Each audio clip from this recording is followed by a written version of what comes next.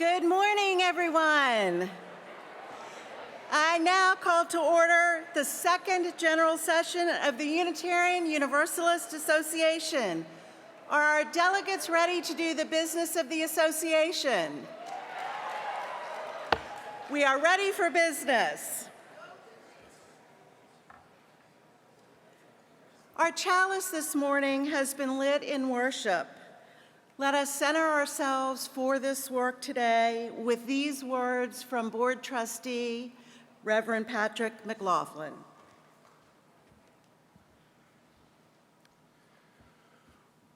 We gather here in this city with its rich, complex, convoluted, amazing culture and history. We come here together in hope, a people of high aspirations, learning to be gentle with ourselves, learning to be kind to each other, committed to answering the call of love, committed to being the people we have been waiting for, committed to being people who are here for the long haul, not the short fix. Committed to building, cultivating, growing the beloved community. We come excited, breathing inspiration, embodying faith, seeking to learn, looking for connections. We come carrying anger, carrying concerns, carrying feelings of loss and betrayal. We come hurting. We come together to find the way again. We come to find ways to do justice, to heal, to make reparations, to reconcile, to struggle through together, to stay in the struggle, holding each other up. We come to be heard. We come to listen to each other. We come to do the work, our work, that must be done. As we do our work, let us remember our commitments and aspirations. We are people who commit to doing justice, to healing, to doing the hard work, to loving more and more and more.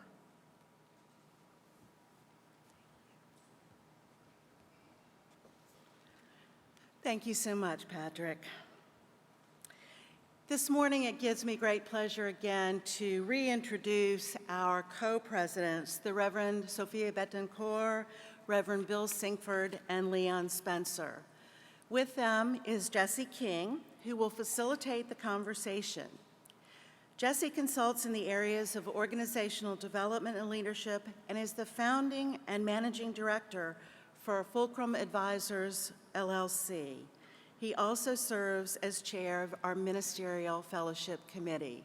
Welcome, Jesse and the co-presidents.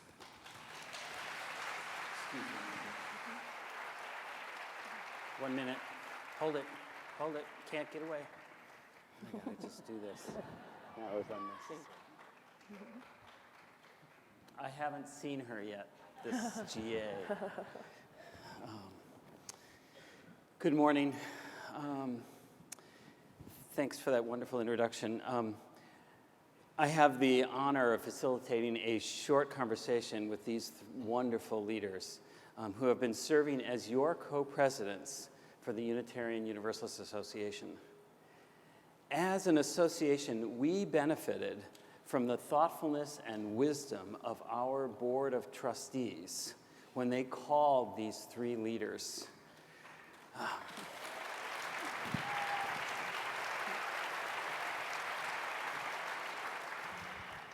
They stepped in and provided leadership after the resignation of Reverend Peter Morales and we are so blessed that these three leaders accepted the call. I'm going to give you a little more background about our presidents. It'll be very brief, but just so you know that Reverend Sophia Betancourt serves as the assistant professor of the Unitarian Universalist Theologies and Ethics at the Star King School for the Ministry. They're all back there. She also served as director of racial and ethnic concerns for the Unitarian Universalist Association, and her ministry centers on the work that is empowering and counter-oppressive. Dr. Leon Spencer is a longtime lay leader in our movement and the recipient of the 2009 Unitarian Universalist Distinguished Service Award. He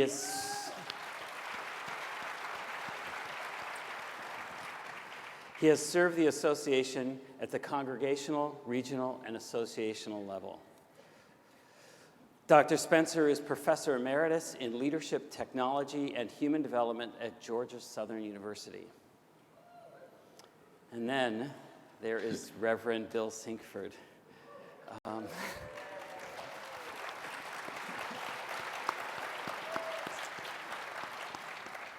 Do I need to say anything? Probably not. Oops, sorry.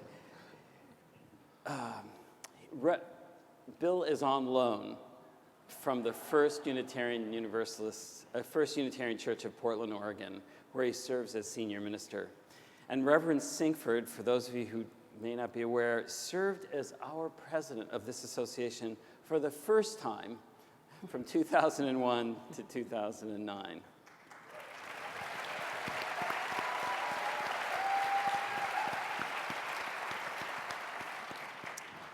Our co-presidents wish to share a little of their experience that they've had over the last 11 weeks. Candidly, they said it felt more like 11 years. They also would like to share some of their hopes and challenges for our faith, and the intent is to have an informal conversation here. You will hear a more formal report tomorrow morning. Sophia and Leon and Bill ask that you hold your applause until the conversation is completed. We know this is a big ask, considering that you are UUs and very expressive. However, during the conversation, if you can limit your appreciation perhaps to hand waving and maybe a few shout outs, that's okay. Well, we don't want to break up the flow too much. It would greatly honor our co-presidents and also honor the limited time that we have. So, shall we jump in? First question. What made you say yes, and why did you agree to these roles? Whoever would like to start, please. Go. I've asked myself that question. And my reason for saying yes is because I saw it as another opportunity to come home. And that was specifically related to a gathering of Blue here in New Orleans on the Mississippi River. And at that gathering, I saw a room full of black people, actually. And I said, who are these people? And they were me. And they were from our pews. And I thought with that, I cannot say no. It was an opening of a door to come home. That's why I said yes.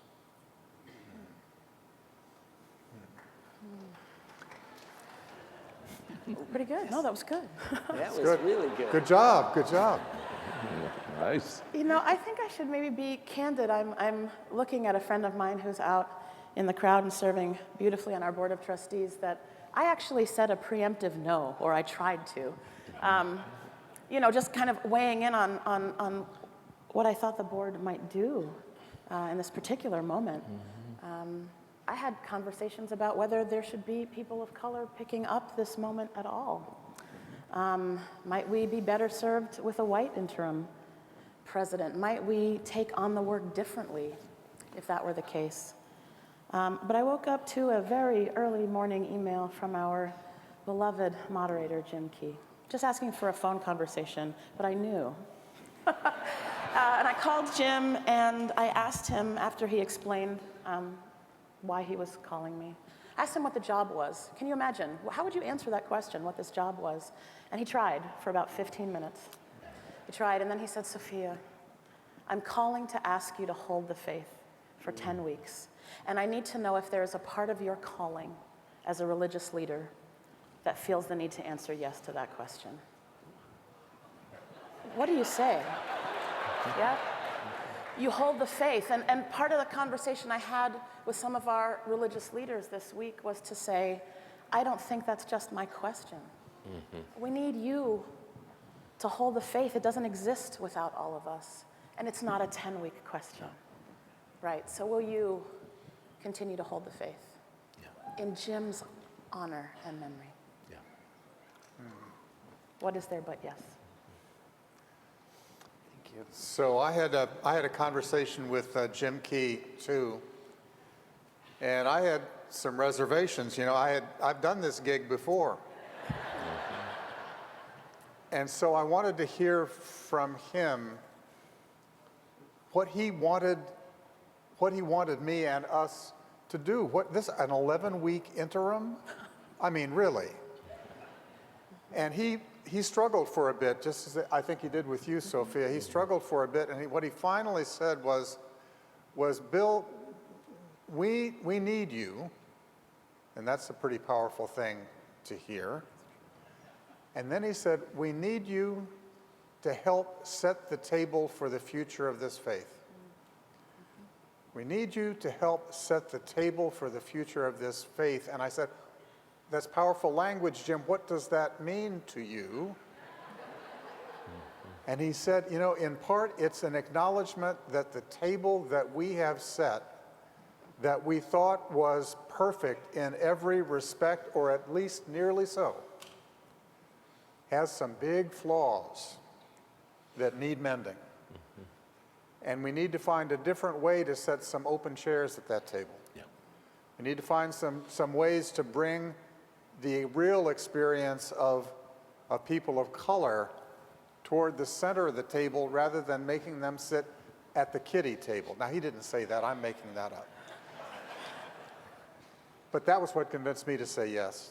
The opportunity, the need, the challenge to set the table for the future of this faith. In some of your updates and in the messages you've been giving us, you've been talking about this time as a moment of opportunity. What is that opportunity? And is it all about Black people?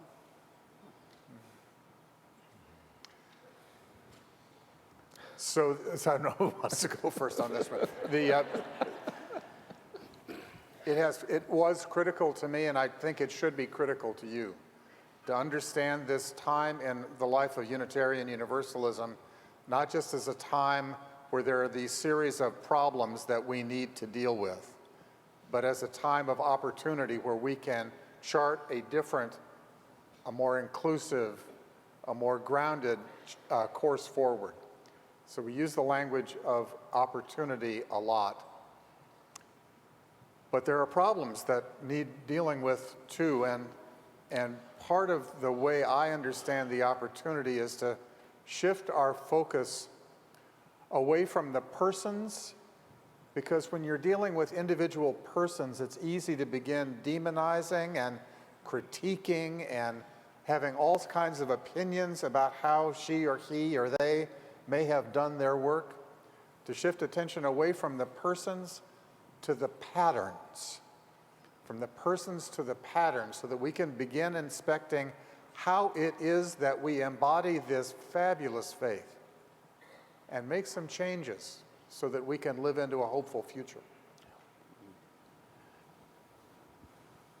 I think that the opportunity that I see is that we have such a history of pain, and we have such a history of success. And I think that perhaps we've lived in our pain, and I'm certainly not saying we should ignore it. I think we can grow from that. And I think that we run from success. I hear frequently about we have another opportunity, or we have a second chance, is what I hear. No, folks, it's the second, third, fourth, fifth, sixth, seventh, eighth, ninth, 10th chance. The opportunity would be to do it different by looking at who owns the table that we're inviting people to. We know how. How do we come together? This is the opportunity in our differences, in our pain and in our healing. Is it for mostly black people? I think that this is an opportunity to look at if we talk about dismantling a white supremacist culture, white people wouldn't need to ask that question, because it's about them also, it's about all people. What's the picture of the benefit of dismantling a white supremacist culture? That isn't just about my black brothers and sisters and brothers and sisters of color. That's about you white folks also. That's an opportunity if you think about what would it look like to be able to let that go. Knowing that there are benefits in not letting it go for you.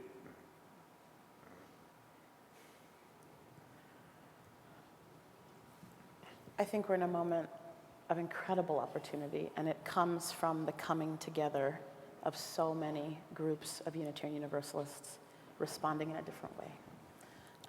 I saw 3 beloved religious educator colleagues in a moment when religious educators were being talked about in the public square in a way that I would like to have never happen again.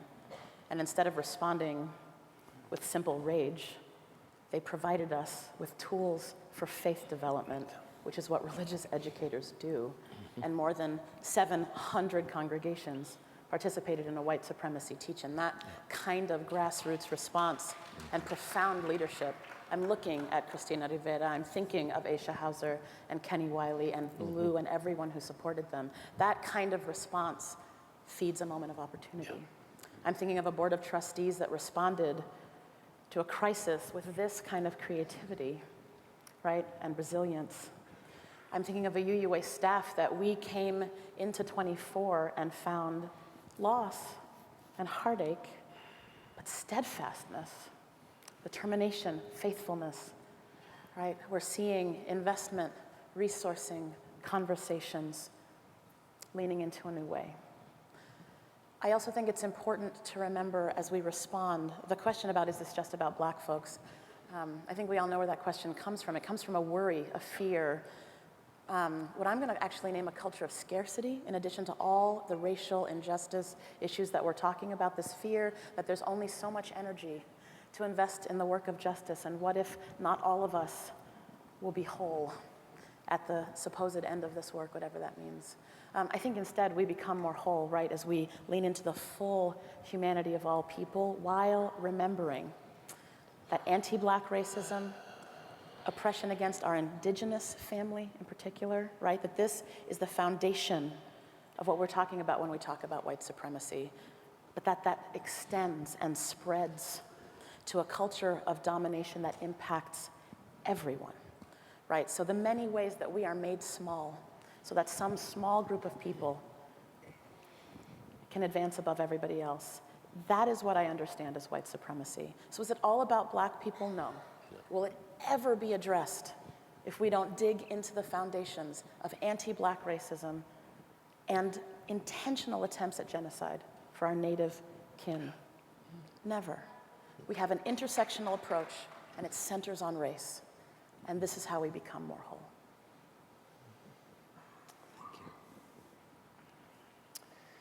All right, you have been talking about the future. You've described it. Several of you have talked about it as setting the table for the future.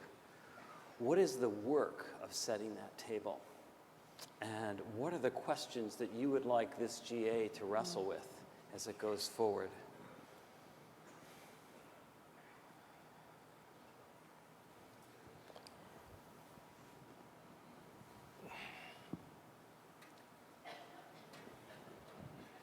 I love singing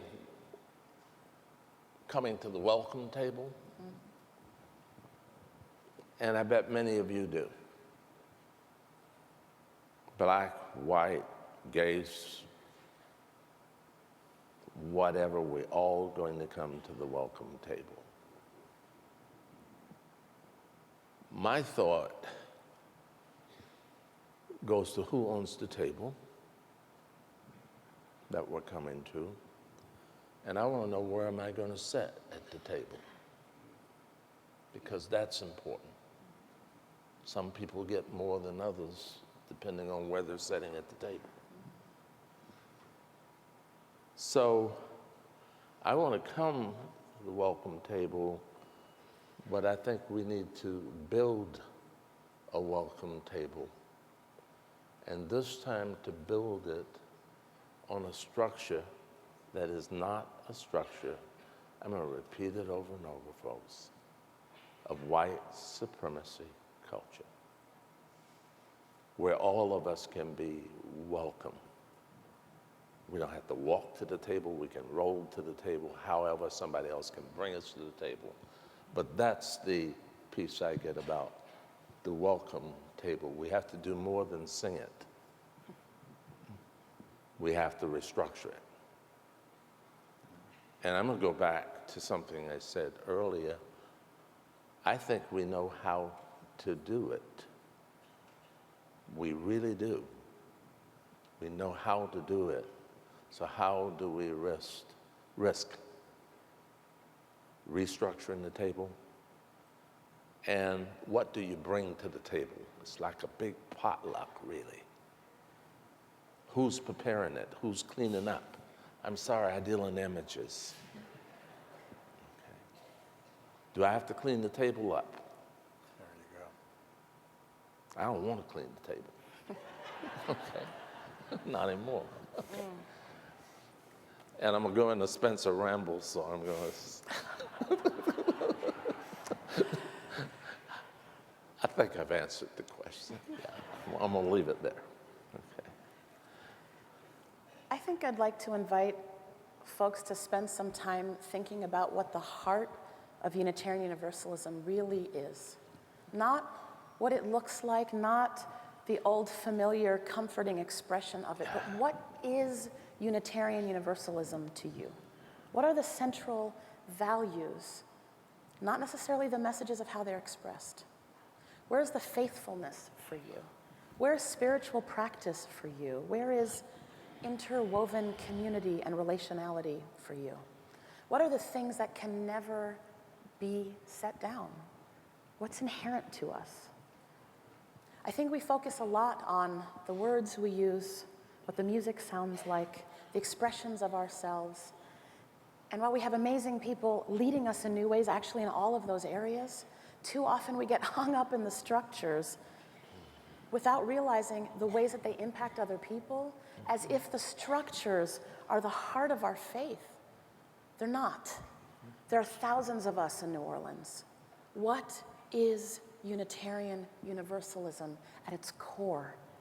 And how might that richness that calls so many of us in community be carried forward in ways that are actually universalist, that actually make us more whole, that feed our full humanity, and might actually impact the world in new ways. If you could only, if the house was on fire, some might say that it is. I think it's on fire with opportunity. But if the house was on fire, what's the one thing you'd carry with you? Uh-oh, maybe that's my time. Find the heart of Unitarian Universalism. Find a way to share it with more than you know. I want to affirm what my co-president colleagues have said, and then offer two more thoughts. One of them builds on what you were talking about, Leon. I hope that this gathering can listen and take in the truth that Unitarian Universalism, as it has been lived out, has been a struggle for some of us to commit to. Not because of the problems of our theology, not because of the promise that's offered by the Unitarian and the Universalist heritage. It's not about the promise of our theology. It's about the practice of our faith. And because it's about the practice of our faith, we actually have a chance to change it. We can remember the center of our faith. Remember that there is nothing in universalism which insists on sameness.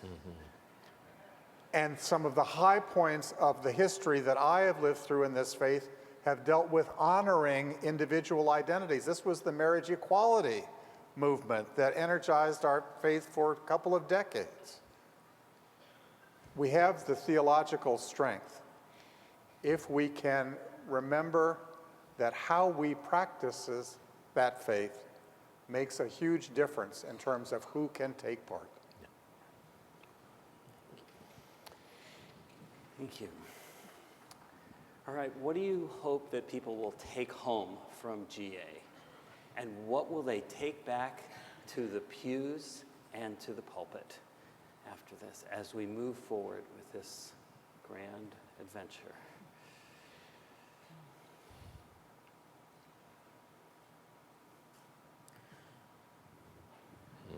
I'll do some of the easy stuff. Yeah. We've been focusing a great deal of our attention on the UUA, on the staff and providing pastoral support and the key close-in leadership structures, and that's good work, and changes need to be made there. But that's the easy part of the task. The real task is what we all do in our congregational settings. So what does that mean? Well, it means that you need to start asking some different questions in your congregations, questions about who you hire and how you welcome and who you buy from and all of those. You know these questions. This is not beyond your scope, right? But also to move in our congregational systems and in our voluntary organizations to a place where it is always okay to ask how race and culture impact this conversation. Yeah.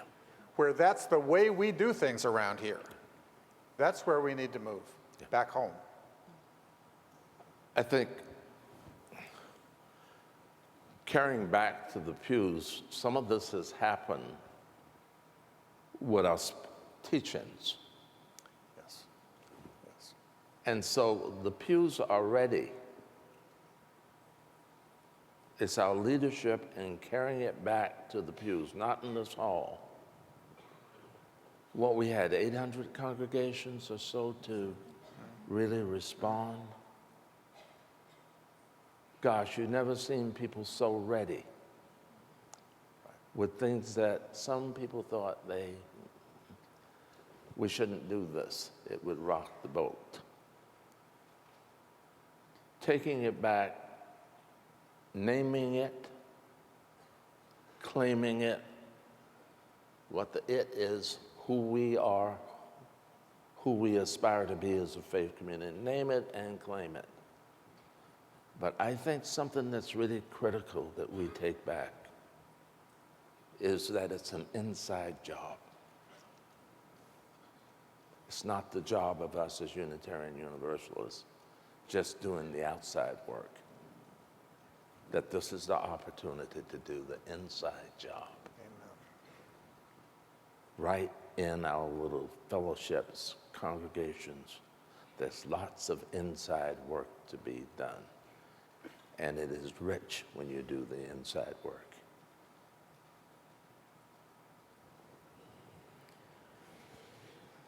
I think I want to build on that and say that the inside job is really important. And I also want you all to know that we are hearing, right, from our family of liberal religious traditions that folks are watching. They're paying attention to what we're doing right now.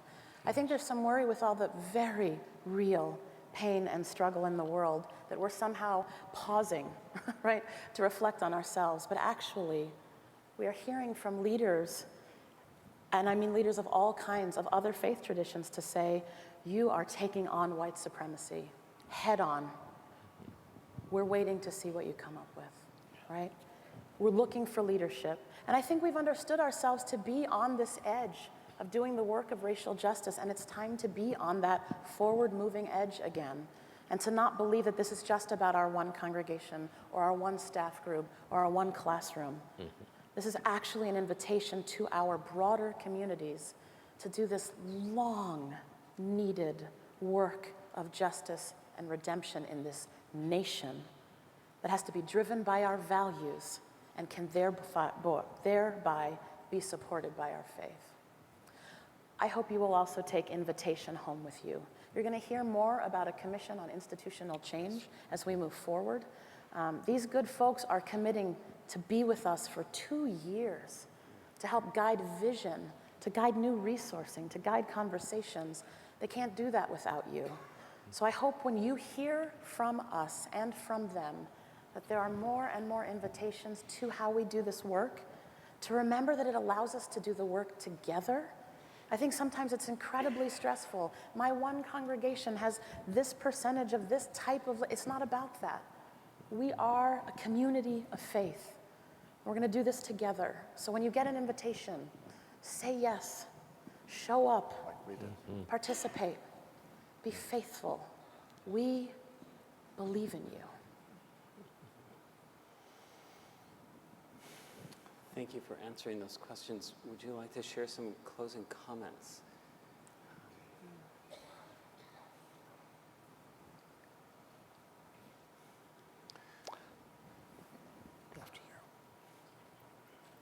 Yesterday, I had an opportunity to go in for just a minute, half minute, it seemed, to say hello to a group of religious educators. And I had a new piece to come to mind for me that connected with this. I wanted to know what was I running from when I decided to be a Unitarian. At that time, it was a Unitarian Universalist, and then a Unitarian Universalist. And what I'd hope I was running to. I served as a religious educator, only male, in the basement of a church I won't name. I stayed there for 2 years because there I could learn about Unitarian Universalism in a very uncontaminated way. The minister invited me upstairs. He said, come up and be with the big people. The big people were downstairs.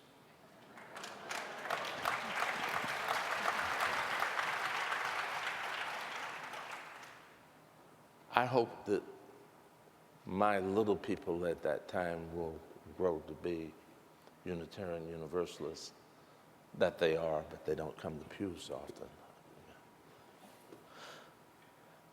And what this has to do is that I realize that religious education is truly a lifespan piece.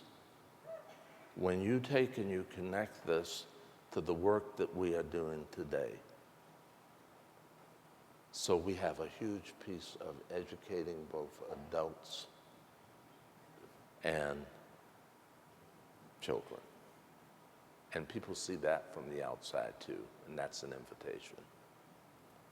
I'm glad I'm upstairs. But let's not forget those chords.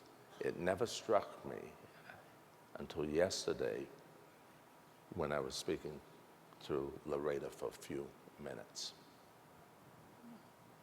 That's justice work. That's anti-oppression work. That's, oh, what a gold mine.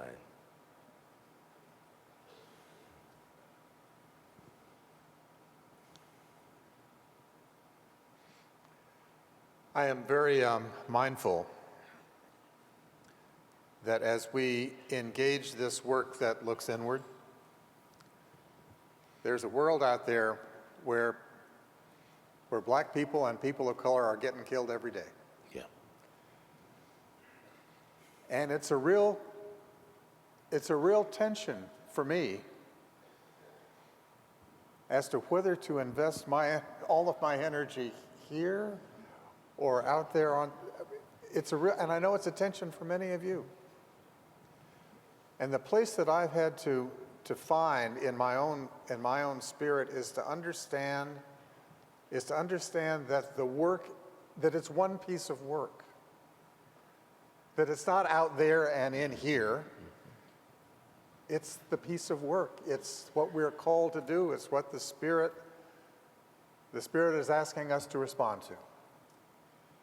And so I've found that space. I hope that you can as well, because for me,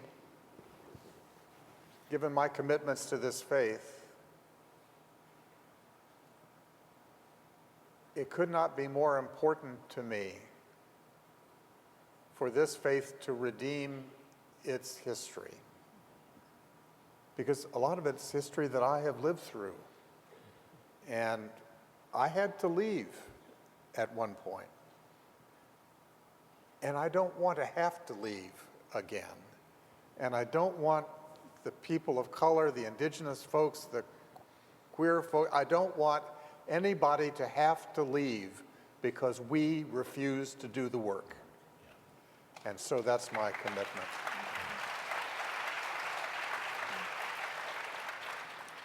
I think I also want to touch on history. We do keep talking about a moment of opportunity. I just want to acknowledge that there are so many among us and so many more no longer among us who gave so much of themselves for decades to get us to a point where we even could respond to this moment as a moment of opportunity. Think about not just the history that needs redeeming, but the history of leadership, of sacrifice, of investment. We all have mentors who have invested in this work for racial justice, for wholeness, for completeness in our faith tradition. And I want to remind you that we are those people of this moment. I particularly want to lift my colleagues, all the religious professionals who identify as people of color, as indigenous folk, lay leaders who identify as people of color and/or indigenous. We are not the only ones who need to be invested in this work. Amen. Amen. Right? The work of leaning into solidarity is real, and the work of leadership is real. I want to remind you that even though you have 3 people of color who said yes to this moment, and a moderator of color who said yes to this moment, we are a predominantly white denomination. If white leadership does not participate in this work, we will continue to burn out our leaders of color and lose them.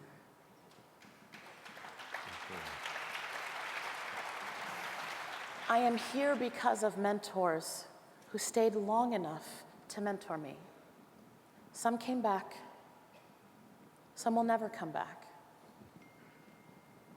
Let us leave pathways to the future that are whole, invitational, robust, risk-taking, faithful, and present. And may we remember those who gave that we might come to this day.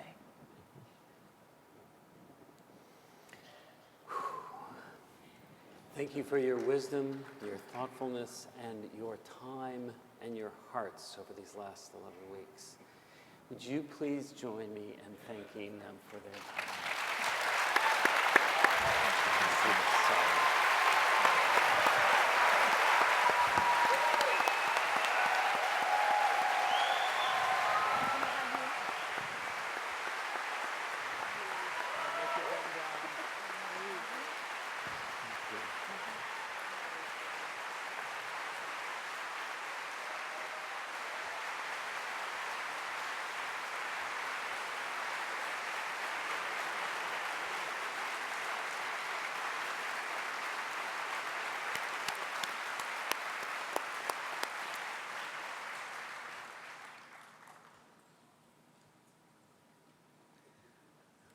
Well, that's a mighty hard act to follow. Thank you all so very much. Just have to add a moment of commentary here and let you know that in the boardroom, as we were making decisions about how to fill the role of the presidency, some of us were blinded. I was blinded by my whiteness. And it was our colleagues on the Board of Color and others with great wisdom who saw a different way. Had it not been for that vision, and had it not been for some mighty big sunglasses to help with that blindness, why then we would have not wound up with this fabulous trio of presidents. So I just wanted you to know how grateful the board has been as well for your support of these fabulous folks. Thank you. Our preliminary credentials report is now available from our board secretary of our association, Reverend Rob Eller Isaacs. Please. Good morning, everyone, and welcome to The Conversation. The conversation in which we place our faith, because you know this conversation we're having here and that we're having all over the movement is the heart of our practice. At the moment, there are 4,069 registrants at this General Assembly, 318 of whom are youth. Youth are in the House. We have 269 off-site registrants. There are 1,506 ministers here in New Orleans. Gives you a sense of how significant this conversation is. 25 ministers participating off-site. All 50 states are in the House. A number of international representatives are here, and we'll give you more information about them later in the General Assembly. And at the moment, 604 of our congregations are represented in this conversation. Thank you for being here.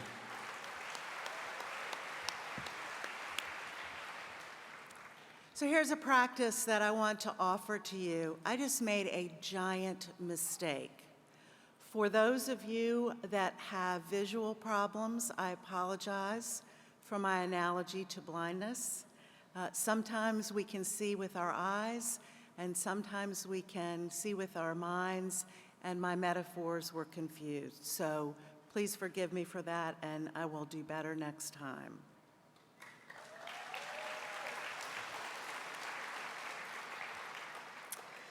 Before I introduce our Right Relationship team this morning, I did want to remind you, for those of you that are interested in submitting responsive resolutions, again, those are due by 6 p.m. sharp on Saturday. You have two options. If you would like to submit a printed resolution, they go to the GA volunteer office, which is right across the lobby in room 101. There'll be a box and you can drop them off. If you need to print them, you can certainly do that in the Cyber Cafe. If you would like to submit it electronically, the address is board@uua.org. Simple enough. So I would ask if the right relationship team this morning has anything to report. So I will invite Stephen and Hannah back to the stage for their report.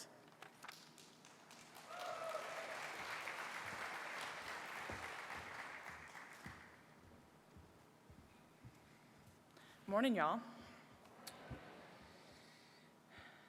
So first, I want to offer two apologies. First, to Jim Lewis, who is a member of our team whose name was omitted from our report last night. Jim, we love you, and you are absolutely on the team. And secondly, to anyone who tried to call our phone number last night, we had some technical difficulties. Our phone number is working now, and our apologies if you tried to call last night and were routed into a black hole. So, and when you reach out to us, right, when you call that number or find somebody in an orange t-shirt, you might wonder what will happen. One of a few things might happen other than basking in the orange glow. A team member will listen openly and open-heartedly to your story. They might become a thought partner for you as you prepare to do the work of rebuilding a broken or damaged relationship with another person or persons here at General Assembly. They might physically or in an electronic sense accompany you as you do that work. And, if needed, they might facilitate that conversation with you. Though we have been here but a short time, we've already witnessed how uncomfortable it can be when we engage with race, culture, oppression, and do not presume to have a single right answer or a single right way to do the work. Last night's opening banner parade included a Mardi Gras Indian, a cultural expression that derives from a long and layered history of relationships among Black folks and among indigenous people in this region. And it brings hurt to indigenous folks here in our Unitarian Universalist community to see their sacred traditions used in this way. And white supremacy culture wants there to be an exact answer about whether this is right or wrong. There is not one exact answer. So we invite all of us to educate ourselves, and I've already probably exceeded my 300 words, so I can't do it here. But I invite you to open-hearted engagement this General Assembly. Like many of the folks who've spoken from this stage and this podium have urged, I want us to resist the temptation to lean back into comfortable ways of being and older patterns, and I want us to rejoice at the profound possibilities to do better. Thank you.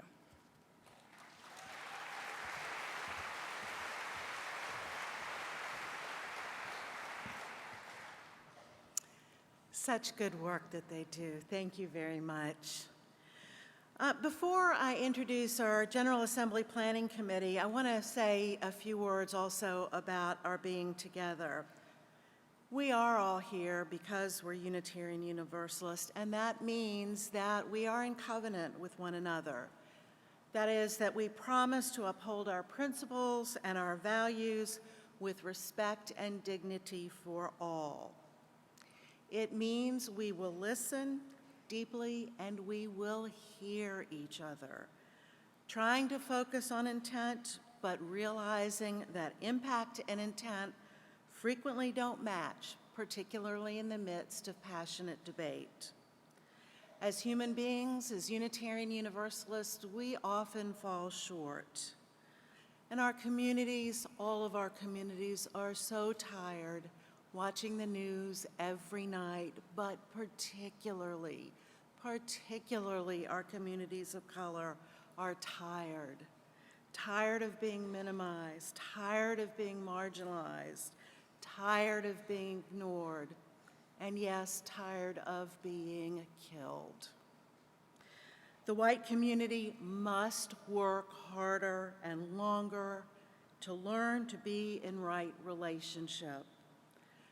Please, let's work to make this General Assembly a teach-in of our own on how to listen, how to hear, how to discern, and how to learn. This is the only way to move forward on our path toward beloved community. In that regard, I'd like to make 2 introductions. Process observation is an integral part of how we learn together. This year, we have asked for 2 process observers who will help us reflect at the end of each general session on how we are doing, both on how we are doing and how we are treating each other as a larger group. Slightly different work than the Right Relationship team does. Natalie Jeffers is the founder and director of Matters of the Earth, an international collective of educators, creatives, and multi-sector practitioners who create strategy to transform organizational spaces and design materials that build intersectional consciousness and direct action around issues concerning anti-Blackness, LGBTQI and others' rights, mental health, decoloniality, and environmental politics. Natalie is also an activist and organizer with Black Lives Matter UK and Network. We'll also have with us John Saruf, who was first exposed to the work of Essential Partners, with whom he's associated, while studying in the master's program in dispute resolution at the University of Massachusetts in Boston. Since then, John has facilitated dialogue in areas such as sustainability, gender, Israeli-Palestine relations, religious pluralism and technology, and sexuality. Don't know that I've ever used technology and sexuality in the same sentence, but there you have it. He served as the Assistant Director of Difficult Dialogues at Clark University, where he taught dialogue to faculty and students. He teaches in the Departments of Communication and Peace and Conflict Studies at Gordon College. His private consulting work has focused on mediation and transforming conflict in small work groups and nonprofit boards. To all of his work, he brings a background of 15 years in the theater as an actor, director, and administrator. We are very grateful for their support. You will meet them in person at the end of this session, and very glad that they're here. One last announcement that I'll make. The board will actually be holding office hours this year.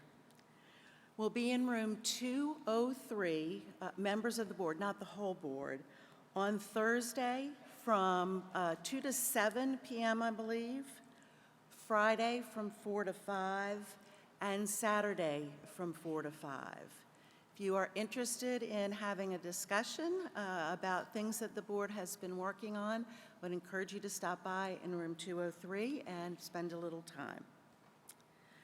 Now, finally, as Chip has waited patiently, according to Article 5, Section 5.8 of our bylaws, the General Assembly Planning Committee is responsible for arranging General Assembly. All of this that you see here, and all the programs and meetings held in connection herewith. So I give you our fabulous chair of the Planning Committee, Chip Roush. Let's give him a big round of applause for fabulous work.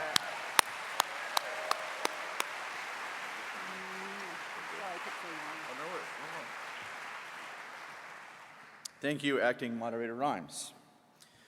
I am honored to work with a very talented, very dedicated group of people on the General Assembly Planning Committee, and it should be obvious that as remarkable as they are, the committee does not actually create our General Assembly, nor do we create all the programs and meetings held in connection therewith during the days before or after General Assembly.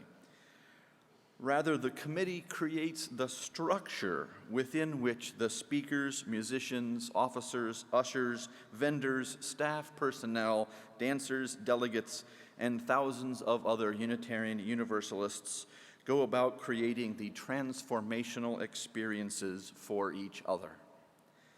This week we have gathered to do the business of our association. We also mourn and celebrate. We will witness for justice, and we will share an uncountable number of ideas and best practices.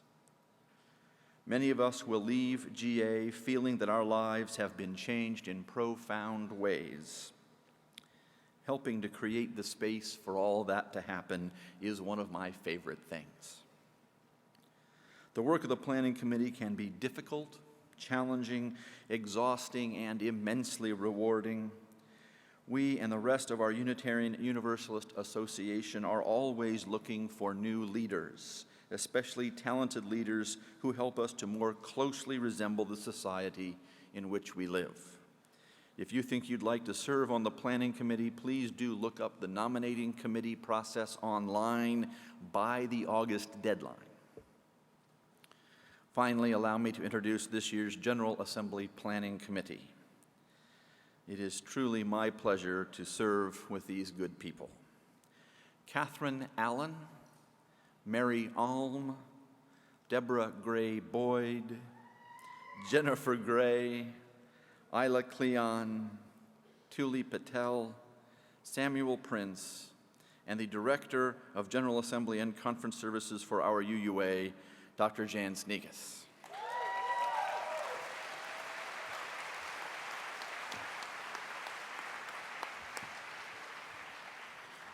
Thank you, Chip, and thank you to the Planning Committee for the immense amount of work this year and every year. Always, always a good thing and a good time to welcome our fabulous Youth Caucus Deans, Jaden Bryant from the Unitarian Universalist Church of Baton Rouge and Eric Broner from the Unitarian Universalist Congregation of Atlanta.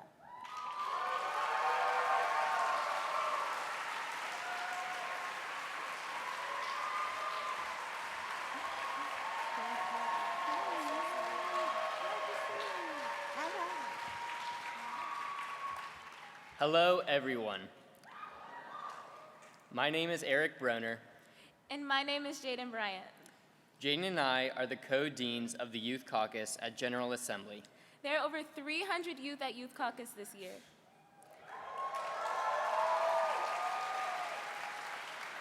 We invite people of all ages to share the space we have in room 217-219 of the Convention Center. All week, we will be hosting workshops and worships, which can be found in your program book. We've got all sorts of programming that directly engages with our GA theme of Resist and Rejoice. We're offering workshops, panels, worships, and night activities with themes from racial justice to community organization. We also want to introduce our Thrive at GA Youth Coordinator, Elliot Farrell Carity, a new position this year supporting youth of color. If you are a youth of color who wants to know more about the programming for you youths of color, please find Elliot. He and the rest of the Thrive staff will be wearing silver bandanas, as demonstrated here. And if you have any questions about the Youth Caucus, our staff members can be found wearing pink bandanas. Thank you.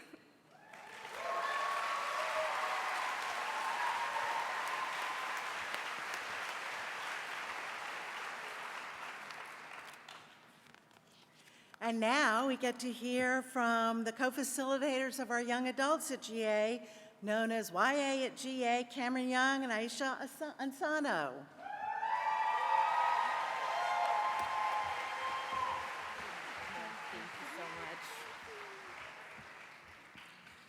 Hi, everyone. My name is Cameron Young, Director of Lifespan Religious Education from Westside UU Church in Fort Worth, Texas.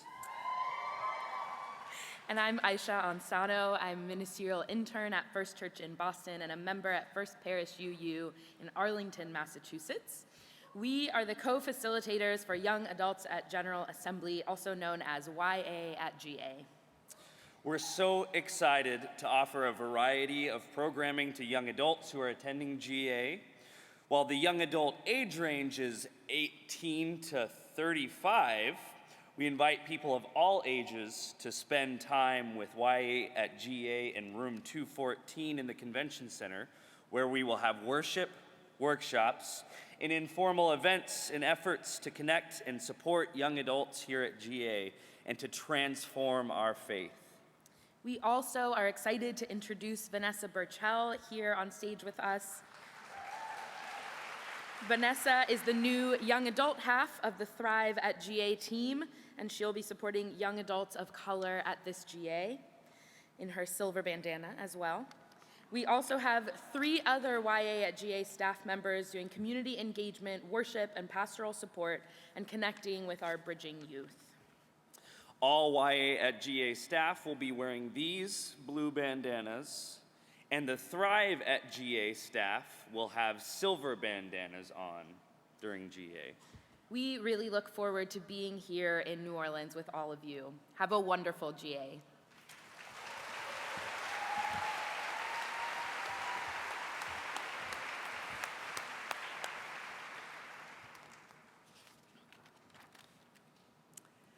It's always a pleasure to introduce this portion of our program. It's an honor this year to present to you 2 new covenanting communities.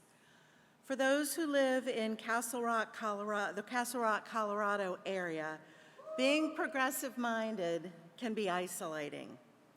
It's the mission of the Castle Rock Unitarian Universalist community, also known as CRUUC, to provide a supportive sanctuary and a sense of community to such individuals, along with a philanthropic, volunteer presence with the beliefs, principles, and sources of Unitarian Universalism at its cornerstones. In the words of the people of Sun Point Farm Sanctuary in Derry, New Hampshire, by transforming our own lives, we create a clearing and an opening within us, whereby we can serve others and heal the brokenness that is so prevalent in our world today. The opportunities for growth and community engagement at Sun Point Farm are many. We are engaging in a variety of activities, including daily mindfulness practices, working with adults with disabilities, and farming with refugee communities from Bhutan and Burundi. We welcome these 2 new communities.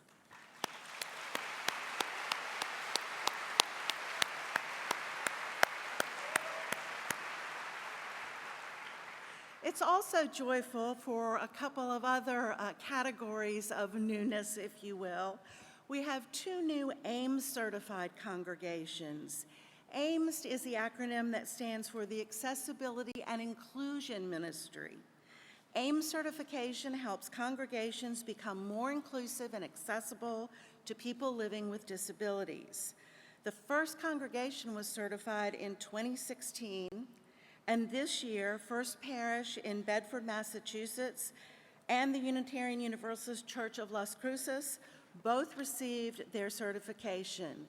We applaud their dedication to this work and congratulate them on this important achievement.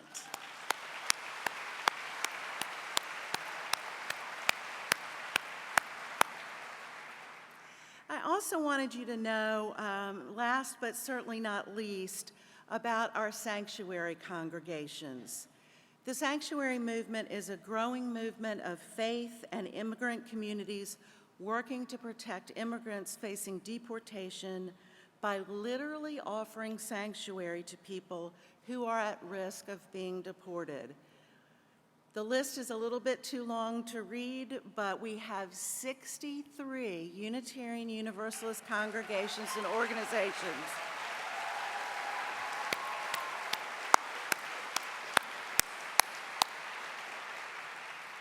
These congregations now support the sanctuary movement and are or will be offering sanctuary. We lift up the work that you do to save these vulnerable human beings. Our next presentation is a little bit about the space, the land, the area, the region that we now occupy. Dr. Edwin Lyon is a member of the Unitarian Church of Baton Rouge. He worked for 25 years in New Orleans on historic preservation projects such as an archaeologist, and historian, and taught Mississippi River and public history courses at Tulane University in New Orleans. Let's learn about the space that we are visiting. Please welcome Dr. Lyon.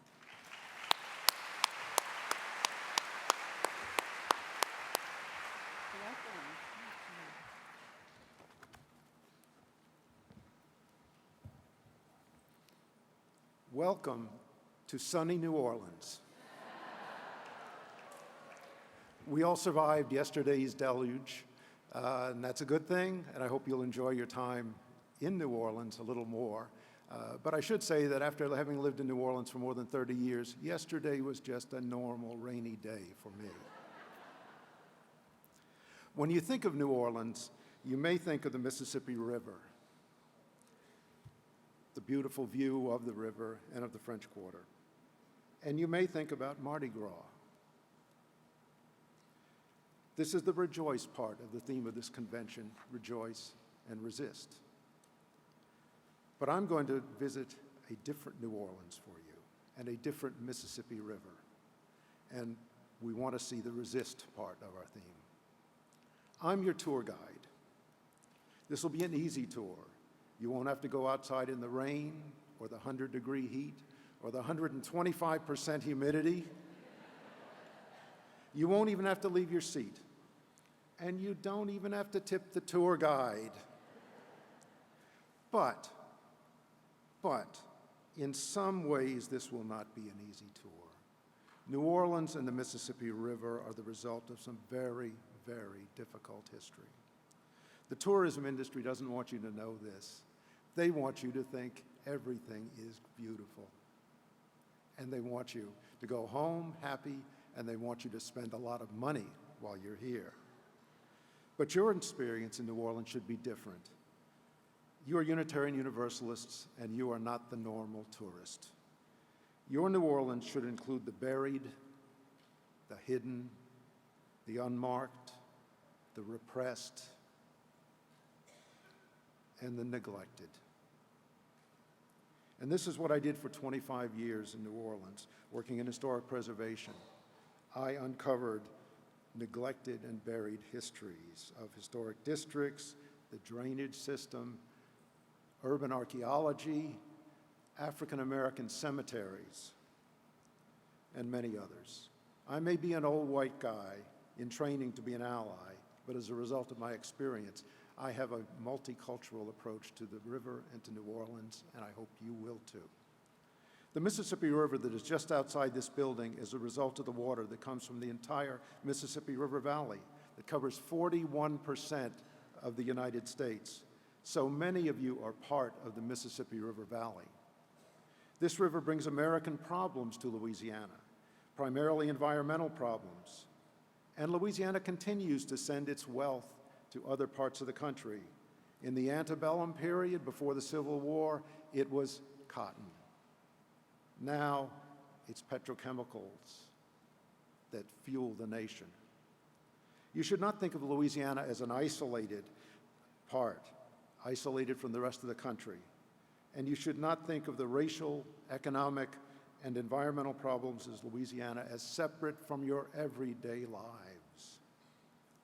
We're going to look at some of these national problems that they're expressed in New Orleans and the Mississippi River. To help you understand the difficult history of New Orleans, the GA map has a link to a Google map titled Racial Oppression in New Orleans, Key Sites for Understanding History. This link is under Schedule, then General Session 2. This will give you a location of each site I discuss. I hope this will help you put New Orleans into a broad historic context. And for more of this, a little self-promotion here, the Unitarian Church of Baton Rouge is having a workshop called Living Downstream, the Mississippi River and New Orleans at 5 o'clock today, if you can stand any more of me and others. So let's get started on our very quick and incomplete tour. Let's begin with a recent history of Hurricane Katrina and what is called the federal flood that inundated 80% of New Orleans. I flooded during Katrina. When I came back to the city and worked on the recovery, and I won't tell you what agency that was, I was able to see at firsthand devastation all over the city, but it was the lower Ninth Ward that I remember most clearly. This is the African-American neighborhood that was destroyed by the failure of the Industrial Canal flood wall. The site of the houses moved into streets is burned into my memory. The location of the failure of the flood wall has a historical marker, and you can see the new flood wall in the background. But the neighborhood has not yet recovered. Yes, there is new construction, but you see many areas where the foundations of houses are all that are left. But if you want another perspective on the Katrina disaster, you should visit the Presbyterian Museum exhibit at Jackson Square, titled Living with Hurricanes, Katrina and Beyond. This is a beautiful exhibit, and it is certainly worth your time. Let's go deeper into the past of New Orleans. The city was a major site of the trade in enslaved people, but these sites where the sales occurred are unmarked. There were approximately 50 of these areas in the city, and New Orleans activists are working to have these historic sites marked and interpreted. But there is some progress. If you go to Esplanade Avenue on the border of the French Quarter, you will see this empty lot, which was the location of a building owned by Theophilus Freeman. This lot is part of the story of Solomon Northup, author of the book 12 Years a Slave and subject of a recent feature film. In the median, or the neutral ground, as we call it in New Orleans, you will see this recently installed historic marker for the building where Solomon Northup was confined. But this is not what the tourism industry wants you to see. Instead, this is the New Orleans the tourist industry wants you to see, Jackson Square. You can take a carriage ride, you can eat, you can drink, you can listen to music, you can have your portrait painted. It's a beautiful experience. And you can see the Cabildo to the left of St. Louis Cathedral. But you should get outside the tourist narrative and do something else as well. In the portico in front of the entrance of the Cabildo is an area where human beings were bought and sold. This is unmarked. I would urge any of you visiting Jackson Square to go to this place and pause and reflect on what happened there. Take a breath. Take several deep breaths. Close your eyes and imagine what it would be like to be confined and being sold. Burn this in your memory. It's a very unpleasant experience, but sometimes unpleasant experiences are good for us. New Orleans is a city with a long history of white supremacy and a long history of resistance to white supremacy. You may know of the Plessy versus Ferguson Supreme Court decision in 1896 that legalized and provided the legal basis for segregation and for the Jim Crow system. But you may not know that the case began in New Orleans as an act of deliberate civil resistance. In 1892, Homer Plessy was arrested for violating the Louisiana Separate Car Act. So, separate but equal became the law, and this is the location where that happened in New Orleans. Skipping over many acts of resistance in the city in Louisiana, we come to the battles over desegregation in New Orleans in 1960. 2 New Orleans elementary schools were selected for desegregation. 3 students integrated the McDonough 19 school, which is now closed, but has a historic marker. One first-grade girl, Ruby Bridges, became the first African-American student at the William Frantz Elementary School. She had to be protected from white mobs by federal marshals. Ruby Bridges was made famous by Norman Rockwell's painting titled The Problem We All Live With. But there is some progress. The school, now called the Achille Academy, maintains the classroom where she was taught as the Ruby Bridges Room, with period furnishings and decor to honor her. There is a statue of ruby bridges on the campus. This is unimaginable in 1960. Tonight, in this building, you can attend a performance of Step by Step, the Ruby Bridges Suite, composed by Darrell Grant. I have watched a performance at the First Unitarian Universalist Church of Nashville on YouTube, and it is quite an experience. I highly recommend that you come and experience it tonight. If you've been following New Orleans news recently, you've heard about the long overdue removal of white supremacy memorials in the city as the result of many years of effort by New Orleans activists.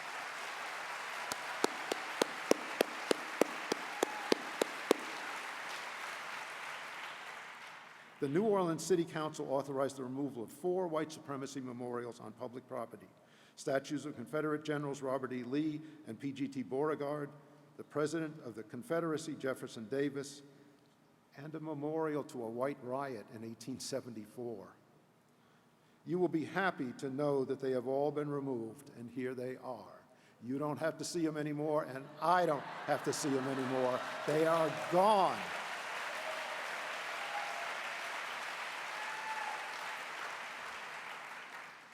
But the problem is national and not just in New Orleans. The Southern Poverty Law Center estimates that 1,500 Confederate place names and other symbols are located in public places throughout the United States. So the struggle not only to remove offensive monuments, but it's also to change historical consciousness about the period. And New Orleans will continue to lead the way with a major national conference on struggles to remove white supremacist symbols being planned for 2018. We have with us today 2 of the activists who've worked so long to remove the monuments, Leon Waters of the Louisiana Museum of African American History and Eric Winans of the Take 'Em Down NOLA. Leon and Eric, will you stand? Can we thank them for their good work?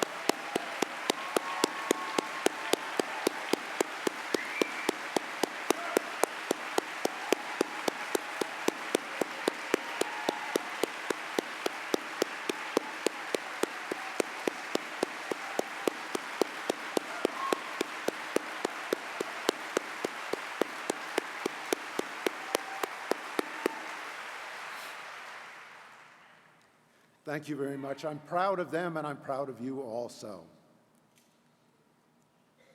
They have a story to tell about the lessons learned during the battle, and they would like to talk to us about continuing the struggle and the conference in 2018 on removing the white supremacist symbols. They've agreed to be available in the exhibit hall from 1:30 to 3 today at the tables at the end near the concessions area. And I'd invite you to come by and talk to them learn from them about the experience in New Orleans. Maybe you have some stories to tell about your own area. If you're interested in working with them on a conference, talk to them. They would love to talk to you. I'll be there also. As we drive upriver along the Mississippi River between New Orleans and Baton Rouge, we find the Chemical Corridor. Sugar plantation land where enslaved people worked was converted into chemical plants and refineries. This area is also called Cancer Alley because of the air pollution produced by these plants. It's caused high rates of cancers and respiratory problems. One community called Diamond, an African-American neighborhood in the Norco area, was located between a refinery and a chemical plant. The residents endured both pollution and deadly industrial accidents. Eventually, after a long battle, Shell was forced to buy out the community, but many other environmental justice problems along the Mississippi River remain unresolved. This area along the river is also the location of the largest slave revolt in U.S. history in 1811. And despite years of publicizing the revolt by Leon Waters and others, few Americans know about it. And right next to this plant is Bonnie Carey Spillway, a flood control structure to protect the New Orleans area from Mississippi River floods. During the construction of the spillway after the Great Flood of 1927, 2 African-American cemeteries, Kenner and Kugler, were lost and remained in the spillway. They are still there, and the issue of how to deal with them has yet to be resolved. Leon Waters and others are working now for the relocation of the cemeteries. But to end on a positive note, even the famous Oak Alley Plantation on the west bank of the river is changing to reflect the multicultural river. You may have seen this photo of the 300-year-old live oaks, but there's been a change now. At the rear of the plantation house is a reconstruction of a collection of houses used by the enslaved people on the plantation. It represents a much more accurate picture of life on the plantation, including these instruments of confinement and torture. And there is even a wall with the names of some of the enslaved people identified by historical research. Another plantation is Whitney Plantation on the west bank of the Mississippi River near Oak Alley. Whitney is a sugar plantation converted into a museum of slavery. It is receiving many positive reviews, and many of you have visited, and you should attend if possible. And the experience of slavery at Whitney is not whitewashed. This is the jail on the plantation. As I stood in the jail and looked through the bars of the plantation house, I tried to imagine what the life of the enslaved people was like. I came to a good posture. I took some breaths. I closed my eyes. I burned it into my memory. And I thought, if I turned around to leave, for them, there'd be bars on the door, and they wouldn't be able to leave. That's the key. What they had was their resistance, the ability to resist their enslavement. Extensive background has identified the names of many enslaved men, women, and children held captive on the plantation.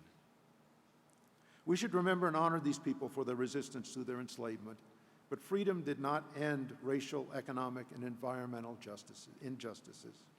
Resistance now continues along the Mississippi River and in New Orleans, and we in this building should also be prepared to resist injustice in our time.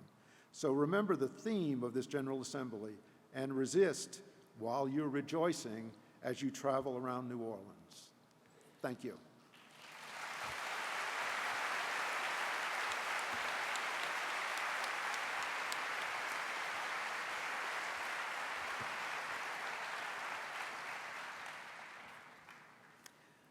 We need to rewrite some history books, don't we?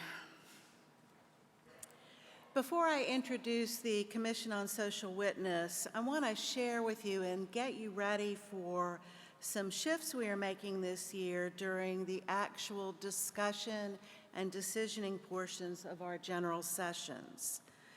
The board has been hearing for a long time from delegates and from the Council on Cross-Cultural Engagement that the ways in which we have been doing Robert's Rules of Order and our business sessions are either stifling or at times overly contentious and not particularly pluralistic. Thank you. As a faith-based association, we want all of our work together to be grounded in love, spirit, and as beloved conversations. We would call curious questions as opposed to judging, critiquing, and debating as a first step. Our discussions will be co-moderated by 3 board members. It worked with our co-presidents, so it can work for us.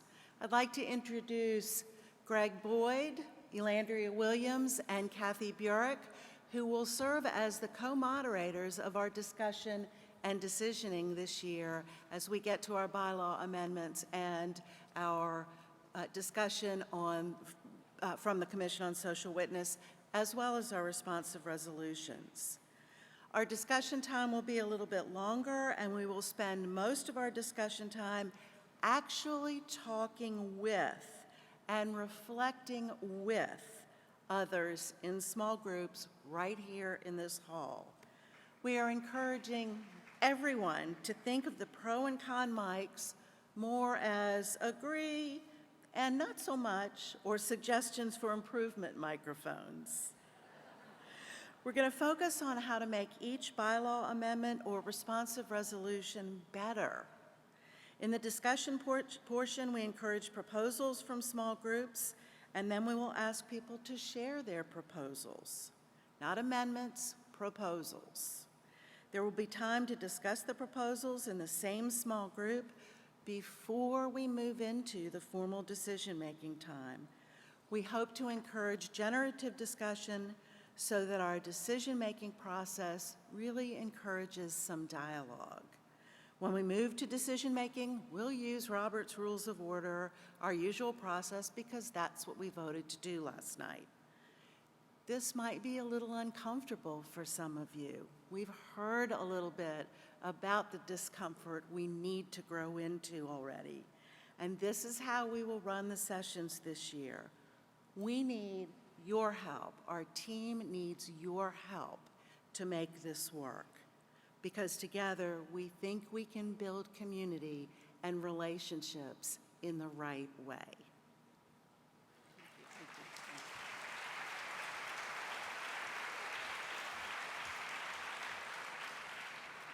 And speaking of our beloved bylaws, some groups are required to submit reports to you all the delegates, because they report to you, not to the UUA board. They report to the congregations and to the delegates. One of those is the Commission on Social Witness. The Commission has the responsibility for implementing the UUA bylaws, section 4.12, UUA Statements of Conscience. Please join me in welcoming the Chair of the Commission on Social Witness, Dr. Susan Geckler, to present the report.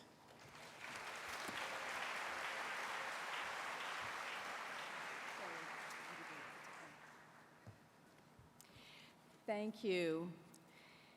Volunteer commissioners work all year between the 2016 and 2017 General Assemblies of the UUA. The Commission on Social Witness, also known as CSW, drafted a statement of conscience, sometimes referred to as an SOC, on escalating inequality. We solicited comments on the draft, revised the draft based on the comments we received from the congregations. The issue of escalating inequality was selected by delegates in 2014 for 4 years of study and action as a congregational study action issue. In 2016, the delegates also selected a second issue called the corruption of our democracy. So another task that the CSW had was that we solicited comments on what you in the congregations are doing in terms of study and action related to this congregational study action issue. To help people navigate the social witness opportunities, the CSW, with the support of UUA staff, created an online calendar that includes deadlines for submissions. This October, for instance, congregations will have an opportunity to submit new issues for consideration as a congregational study and action issue. Each year, the CSW works with the UU Ministers Association to sponsor a social justice witness sermon contest, and one of our jobs is to review the submissions. This year, we had another thing of considering alternative ways of engaging UUs in collective social witness work. We created an online chat forum and are providing opportunities this year at GA for sharing your ideas. So we are trying to be responsive to being less formalistic. And I will discuss that opportunity shortly. You can identify the elected and appointed members of the Commission on Social Witness by the blue baseball caps we wear when on duty that have the initials CSW. Oops. We are here to help you navigate the opportunities at GA for doing social witness work. Now, sort of a formal report. For a statement of conscience to be voted on at a General Assembly, at least 25% of certified congregations must cast a vote in the congregational poll, which is closed in February, to add it to the agenda. By that February 3rd deadline this year, 522 or 62% of the certified congregations voted yes, no, or abstain to the question about adding the statement of conscience on escalating inequality to the final agenda. The vast majority voted yes. This meets the 25% threshold, So a proposed statement of conscience on escalating inequality is on this year's agenda for your consideration. You can find the revised statement of conscience in the business agenda starting on page 80 of your program book or in the GA app. Delegates will vote on adopting a statement about escalating inequality at the general session on Saturday morning. So I encourage you to be prepared for that. To meet our bylaw requirements, the CSW will conduct a mini-assembly on this draft of the Statement of Conscience. That will be this afternoon. This is the only opportunity to propose changes to the version of the statement in your business agenda.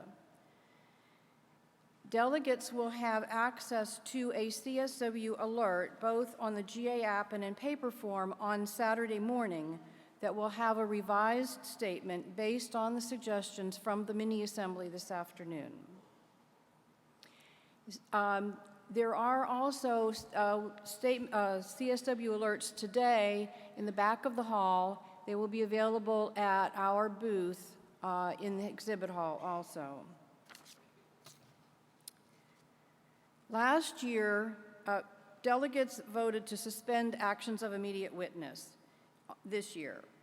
So as an alternative, the CSW is going to provide a time and space where activists can meet, share insights, and strategize ways of responding to common issues or concerns.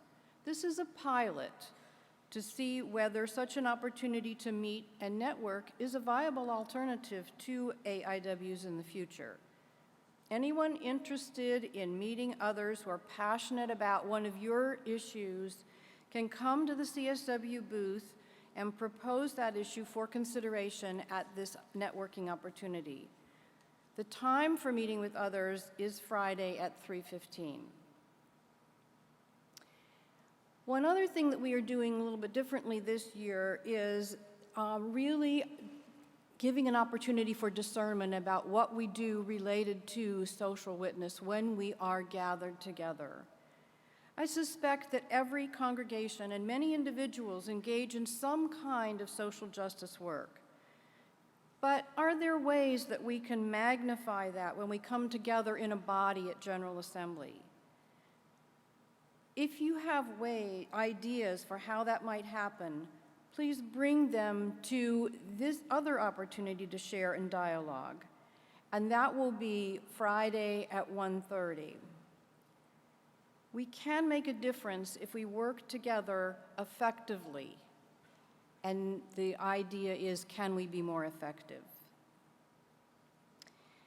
The CSW is offering a third opportunity for witnessing this year, and that is that we will offer space at the CSW booth in the exhibit hall, which is number 406, for people who wish to have their own individual petitions signed.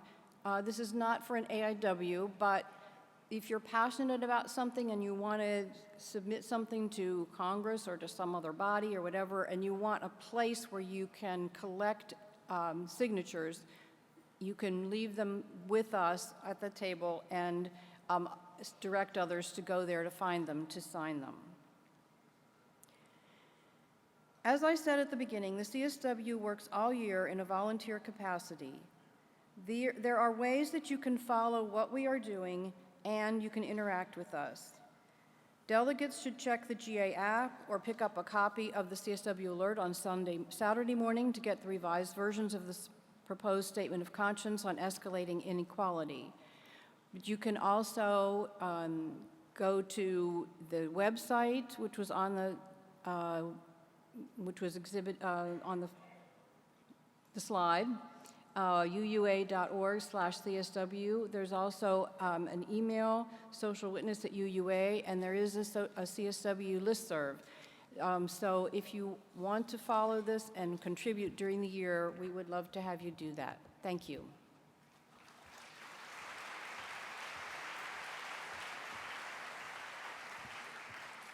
Thanks very much, Susan. And now it's time for a public service announcement from our Director of Outreach, Carrie McDonald.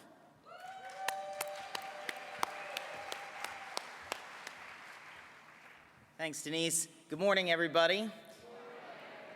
Has anyone heard about Love Resists? Anybody? We have ribbons. We do have ribbons. Love Resists is the joint campaign of the Unitarian Universalist Association and the Unitarian Universalist Service Committee. We're working together to inspire people of faith and conscience to expand sanctuary, grow solidarity, and raise our voices in this justice movement moment. And that's those sanctuary churches that Denise mentioned earlier, as well as sanctuary cities, and sanctuary schools, and sanctuary communities and hospitals, making safe spaces for people who are most under threat, wherever they and we are. Over 15,000 people signed the Love Resist Declaration of Conscience. Was anyone here one of them? Hundreds of churches, hundreds of clergy. It's not too late. And so Love Resist is hosting this year's public witness event at General Assembly, Friday, starting at 5 p.m. It's going to have a distinctly New Orleans take on sanctuary. Please do wear your Standing on the Side of Love gear, since Standing on the Side of Love is also a sponsor of Love Resists. There's going to be 3 different ways to participate in this year's public witness event. We're going to be starting with a second line procession, which if you were here for opening ceremonies last night, you got a taste of, and we'll be joined again by the wonderful young and talented brass band. Second line is a tradition established by Black New Orleanians to express grief and celebrate life that has offered cultural resistance to systemic oppression for generations. You can step off with the band at 5 p.m. right at the north entrance to the Convention Center. That's the corner of Julia Street and Convention Center Boulevard. Don't worry, we do have a rain plan, though I'm hoping the rain will blow through by then. Dress for sun, bring a water bottle, and please, if the second line is going to be a cross-cultural experience for you, we strongly urge you to attend one of the excellent learning opportunities, trainings, and workshops that are addressing racial justice in New Orleans context before you go. If you don't want to march, you can go straight to the program location, which is where the second line will end up, which is called the Mississippi River Heritage Park. It's located on Convention Center Boulevard, just down a ways. There's this sculpture that's a treehouse that's a memorial to Hurricane Katrina, and greet the second line as it arrives soon after 5. Our featured speakers are going to include the Reverend Juanita Ramos of the Congreso de Jornaleros, New Orleans, a local spoken word artist, Mwende Frequency Katwiwa, and our own Joseph Santos Lyons, Darcy Roque, and Sarah Green. Yeah, you can applaud for them. That's good. And no matter where you are, you can watch the event live streamed at loveresist.org.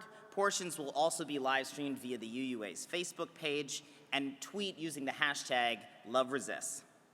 Get ready for a faithful and festive call to action to join the loving resistance we are bringing forward together. Say it with me, Love Resists. Love Resists. Thank you. I'll see you Friday.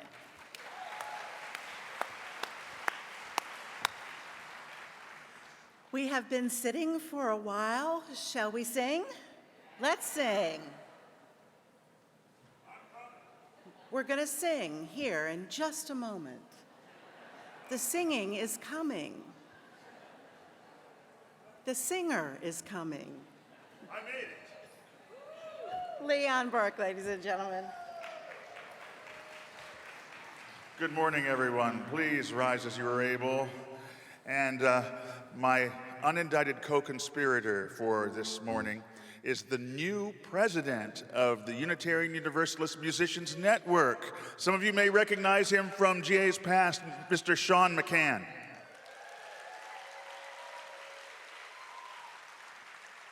Thanks a lot, Sean. So now, let's gather the spirit. Hit it. One.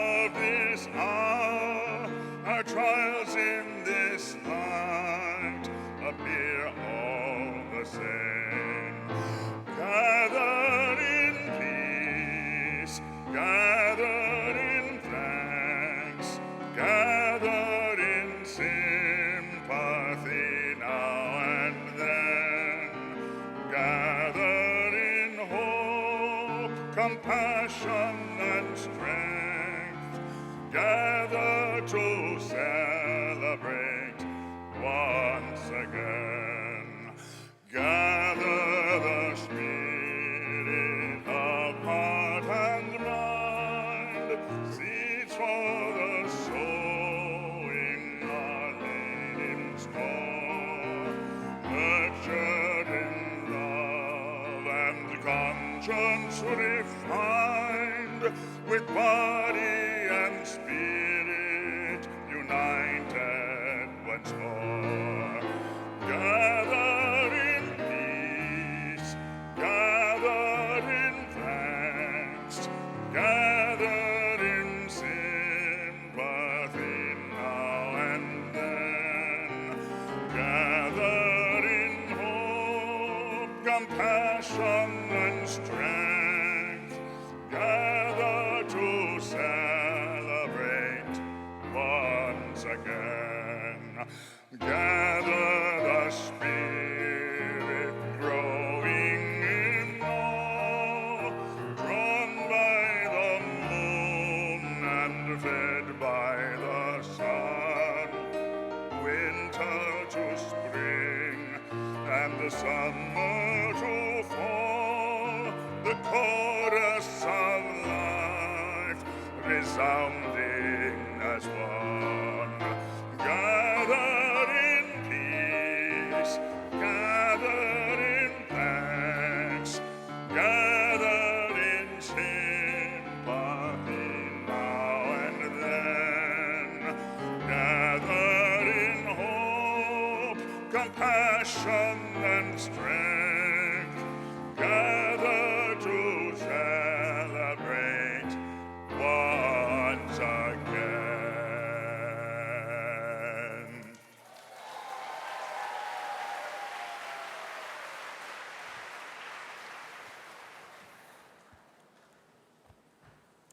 Thank you so much, Leon and Sean. The moderator's report and the Board of Trustees report can now be found on the UUA website and the board site for your review, if you would like to read all of the details. Let me say a few words about the moderator's report. Obviously, the role of the moderator has shifted quite dramatically in the past few weeks, so the words that you will read would largely be those of our former moderator, Jim Key. But it's been a busy year. We began the church year with a heavy workload and great optimism. Our board retreat in October at Shelter Rock in New York helped many of us open our hearts and minds to the work that lay before us in our anti-racism and anti-oppression work. We took a leap of faith, a huge leap of faith, and committed to raising $5.3 million for Black Lives of Unitarian Universalism.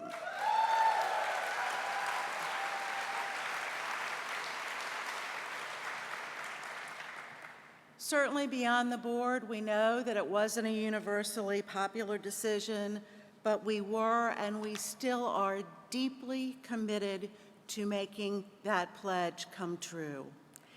In the spring of this year, we planned and executed different ways of facilitating our in-person, face-to-face board meetings in a way that brought more voices into the discussion. While we're not really patting ourselves on the back, we were beginning to nod to ourselves that transformation and change could be possible. And then, well then, the hiring process failed and we were complicit. Senior leadership stepped down and we struggled mightily to find a way to a new paradigm. And severance packages were granted that we had no knowledge of until they had been legally executed. We missed opportunities and we lost ground. And Jim got sick and we lost him forever. There's a lot of catching up to do, and lots of trust building that needs to happen with our communities of color and our congregations that we represent. We are and remain committed to moving forward to fix some of the brokenness. Our co-presidents have served us so well and have given us a taste of how we can move forward. We hope that you will be willing to join us on that journey. One of the responsibilities of the board, as outlined last year in a responsive resolution that was adopted, is to report back to you on how we have supported, how we and the denomination and the staff have supported Black Lives Matter, Black Lives of UU, pardon me. Be it resolved that the Board of Trustees issue a multi-year report on the board, staff, congregational, and denominational responses to Black Lives Matter, and particularly examines the year-to-year growth in the responses at General Assemblies 2017, 2018, and 2019. There is an extensive list of activities and successes in the moderator's report that will outline the work that has been done. Let me just highlight a few. As I mentioned, in October, we committed $5.3 million to Black Lives of UU. The board itself raised over $50,000 towards that goal from the board table. Thank you. In April, as several of our senior leaders stepped down, we began to confront our own white supremacy. And as part of bringing on 3 co-presidents, we also developed the idea of a commission for institutional change and constituency outreach. We have continued to pursue every avenue in that charge to make those dreams of how we might change who we are. We have pursued and continue to pursue every avenue possible. The staff has done terrific work. Every print issue of UU World in fiscal year 2017 has included prominent articles highlighting racial justice work and the experiences of UUs of color. Standing on the Side of Love partnered with Blue and Reverend Sekou and the Holy Ghost to sponsor the Revive Love Tours in 5 cities, a very successful tour. Fortification is also the brand of the podcast series initiated by Standing on the Side of Love as a platform where faith-based organizers share the spiritual grounding for their movement work.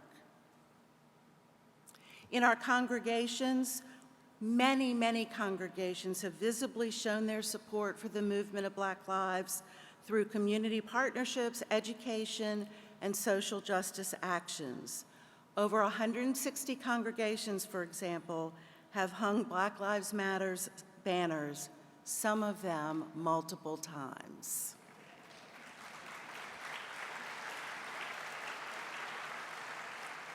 Over 700 congregations have engaged in the white supremacy teach-in, and the ongoing conversations from that teach-in that were inspired by that teach-in continue to grow.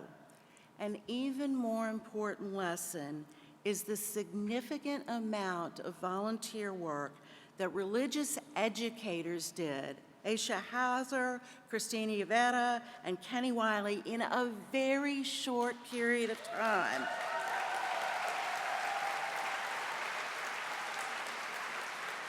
Which resulted in the widespread congregational adoption of the teach-in and those conversations. Those folks are teaching us how to do things not at the speed of church. And alongside the banner displays that I described, many congregations are holding and attending and supporting vigils for people killed by police violence. We have much work yet to do. Our policies, our words, and sometimes our deeds often fall short of beloved community. The actions taken since last year represent only a fraction of the road left to travel.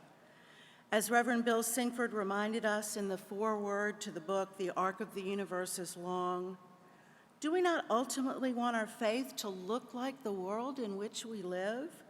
We must honor and celebrate the presence of those voices, those African American and other communities of color, those persons, but we cannot ignore the formative nature of the black-white paradigm that informs so much of our conversation about race, ethnicity, and culture. There is knowing and healing about our national and personal history that is long overdue, and we will continue the work. Thank you.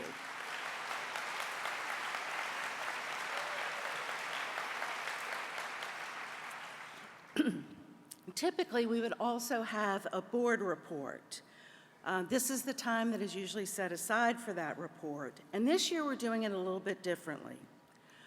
We know we gather at a pivotal moment for our nation and for our faith. Our challenge, as we continue to say, is to embrace new ways of listening, new ways of speaking out, new ways to confront and root out the racism that permeates the life we all share.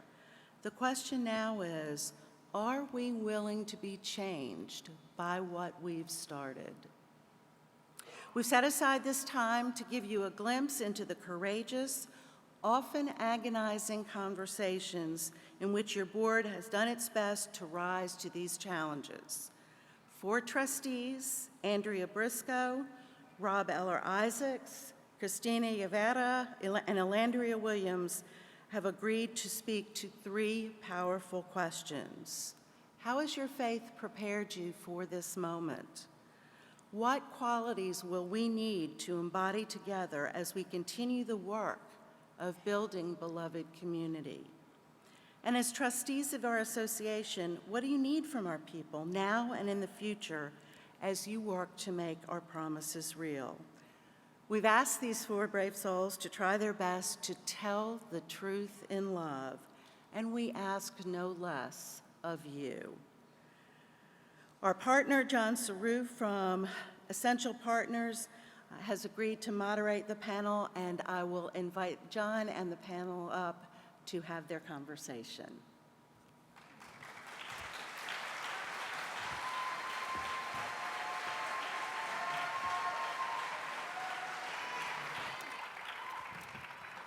Here we are.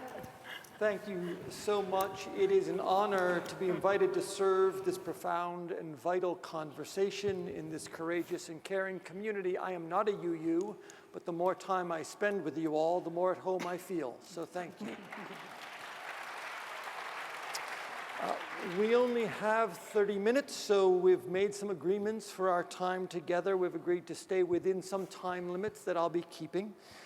We've agreed to speak from our own perspectives, understanding that each of us has a perspective that helps us all understand the fullness of this community. We've agreed to allow each other to finish speaking, to speak of one another in ways that are within covenant.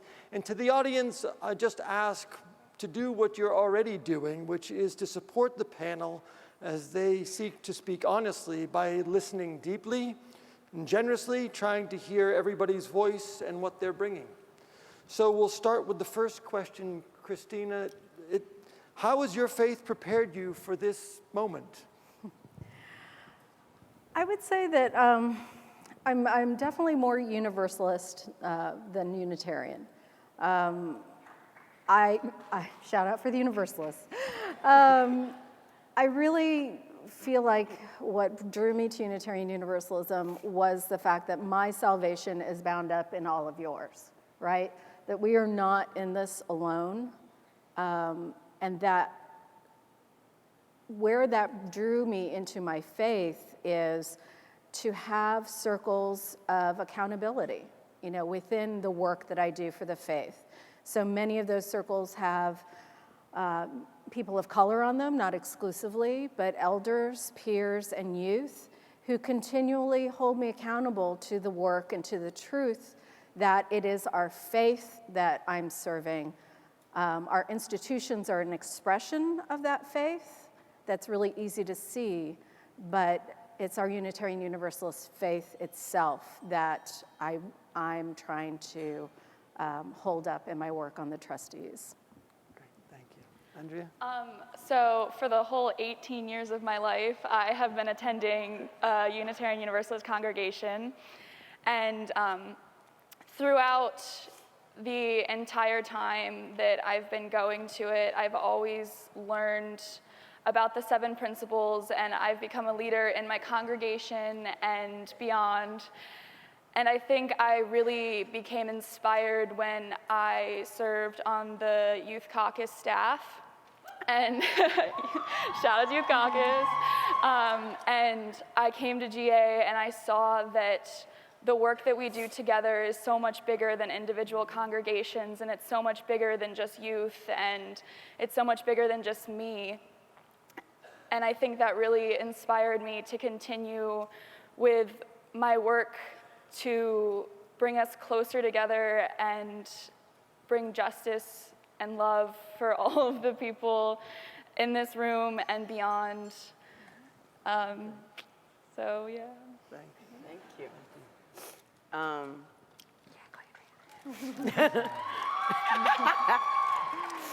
As a former youth caucus person, I'm always like, yeah, keep going. So I really believe that everybody's the divine. And so when I look at people, I see the divine in them and I see the divine in me, right? And how we see each other in that way. And so when I think about my faith, I've been a Unitarian Universalist since I was in the 4th grade, I think. And so I'm not always all the way a lifer, but really close. But I'm still a little Baptist, you know, and all the way Christian, with a lot of other things intermingled, like the rest of us. And so to me, it's like, how do we ground ourselves in like what our value is as people, and seeing each other's humanity, seeing the God, as I say, the God in each of us, and what that means for our relationships and how we move and how we build. And the only other thing I'd add is that when I was 15, the Journey to Wholeness program came through our church, and Lynn Strauss, our minister, who I will always love for life, really pushed it. So my minister pushed our anti-racism work in our church and pushed us to think about class in our church, which some people I guess don't have, but I had. And then I got to meet a ton of people who were in this room who guided me from 15 and beyond. And they really held me and taught me what it meant. And so I know what whiteness looks like that is pushing against, and that holds me in this faith.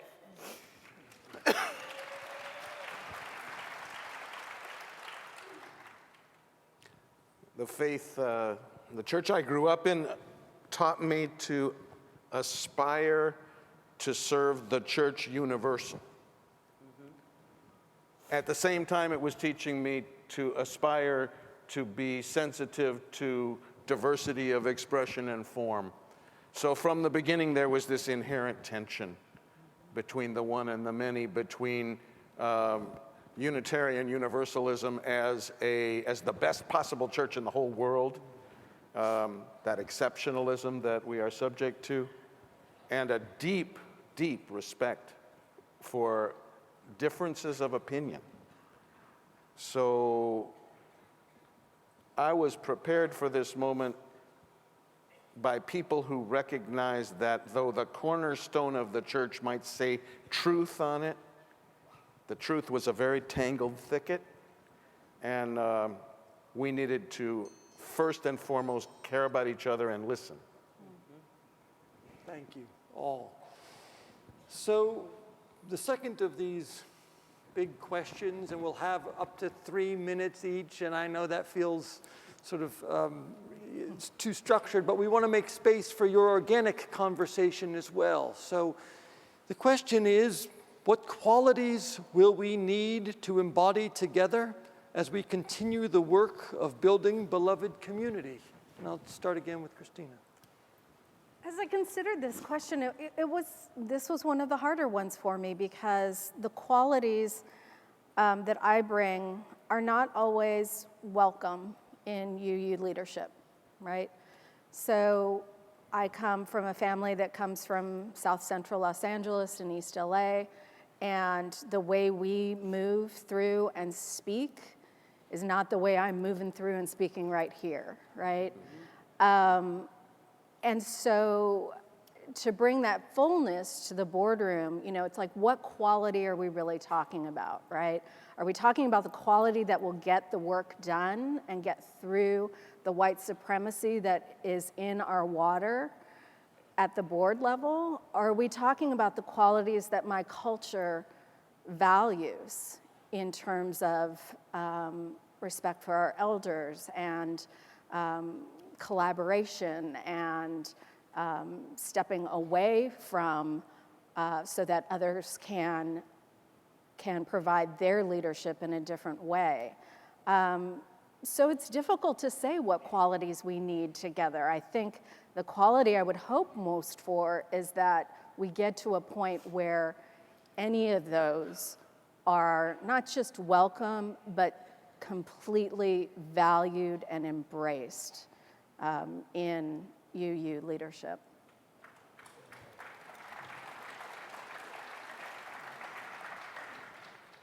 I think as a youth on the Board of Trustees, I share a lot of the same sentiment where I come from a very different place in my life than pretty much all of my fellow trustees.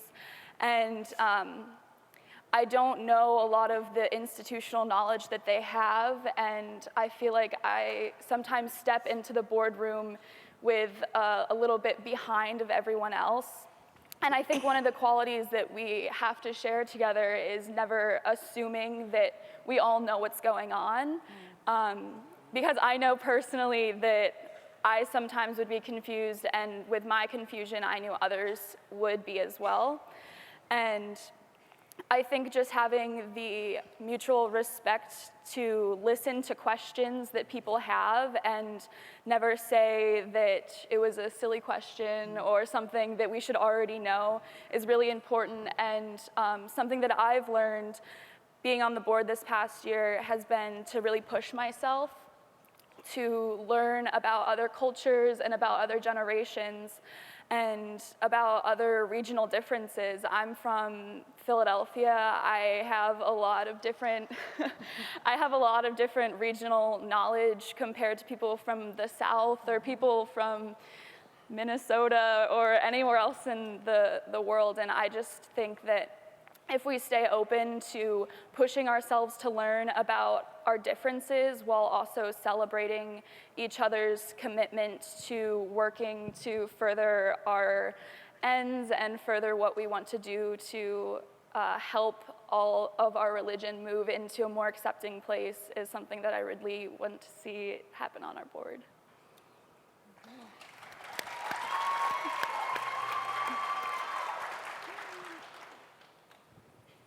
So my name's Elandria, loving yet contentious, and challenging. So that's what I feel like my role is in life. So here are the qualities I want to say that may come as a shock, surprise, we'll see. Radical transparency. I believe if we don't know how to be radically transparent, then we will never uncover, right? So Yuri Yamamoto and others helped do a book around lay people of color that I'm blessed to be in. There's one around religious professionals of color called Centering. Read both of them. There are no names named. It's like there's stories, but there's some radical transparency that can't be done, right? So we're in a time in our faith where if you can never be radically transparent, right? Like in my community, if you ain't transparent, we got a problem, right? They will find out who is responsible, period. Like it ain't just, oh, they did it. Nah, baby, who did it, right? So like I want to say like this whole like here all the time is not functional. So we have to fix that. We have to figure out how we can not necessarily debate all the time, but say we come from different spaces, different realities. We've got a minister up here. I'm not one. We have a religious professional. I used to be one, but not now. We have somebody that's amazing and just graduated and is going to Switzerland. Oh, yeah. So we've got all of these different viewpoints. But what does that mean when trying to figure out a decision? Right? Because we actually come at things very differently because of our experiences, which is a good thing, but sometimes it also gets in the way because we don't acknowledge we don't sometimes acknowledge those in the front end. So I think the other piece is, so my job is not connected to UUs in any way, shape, or form, except for the people that come that are UUs and organizers and activists and movement people. And so there are times when we have conversations that I'm like, this is not an actual people problem. This is some creative thing. And like, really like that, I don't understand why I have to talk about this right now. And so I do want to say that if we're going to really transform and actually be rooted in reality, and for people's lived experience that come in, like I want my brother to be able to be in this faith, and he can't, even though he grew up in it. And so like, what does that mean for me as a board member and shifting this culture so that my brother can get hope, right? Even in the midst of our board conversations, because things are happening in all of our lives, and sometimes we can hyper-focus on minutia, which kind of isn't really that crucial. The last thing I'd say, oh goodness, how to say this in a way that makes really good sense, is that I think we have to take a lot of giant leaps. A lot of giant leaps. And to me, it's beyond rewriting the bylaws. It's a lot of giant leaps around just like saying, you know what, I'm gonna put myself all the way out there and say the things that may come back at me in a way that's painful, but is my truth. And knowing that we have to figure out how we share our truths in a way and hold each other in love.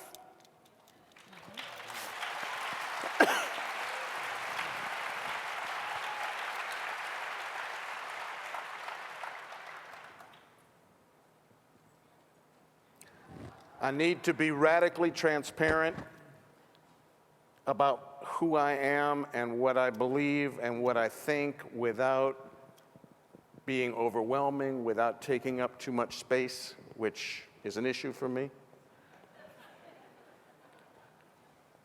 I believe there's a difference between being radically transparent about myself and my view of a situation and reading one another's inventory. I think to be radically transparent in determining who it is we think is responsible, I don't know that that's the way to go because I feel responsible. Yeah.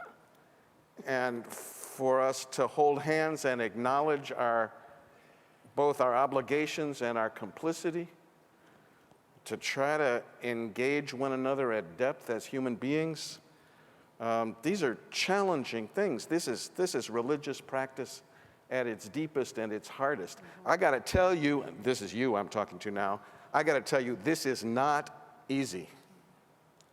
The quality of conversation that we do our best to achieve is often agonizingly difficult. So qualities that I want to embody are a deep commitment to my own practice and support for other people to take the time they need to bring their best self, to bring my best self to the board table and to the conversation out of which our future is being shaped. So practice. And I'm with you on the radical transparency thing. And that means not shrinking when I'm afraid I'm going to be called a racist, patriarchal, old minister. Do you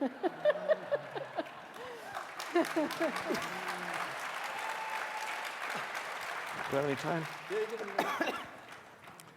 One of the tensions here is that the church that doesn't work for your brother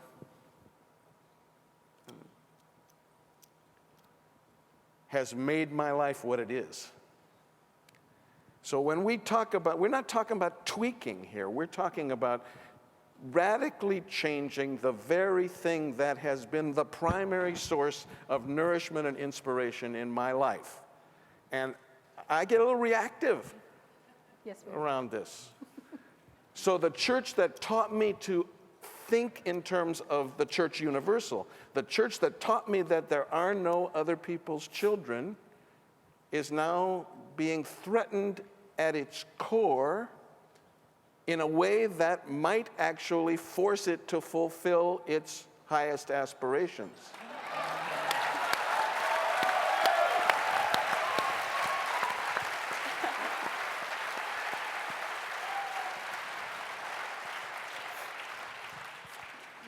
so we wanted to make sure it wasn't just a question and answer down the road, but to have some time for some genuine curiosity of one another and reflecting with one another. And so we have about 10 minutes, and I'll open the floor to you all.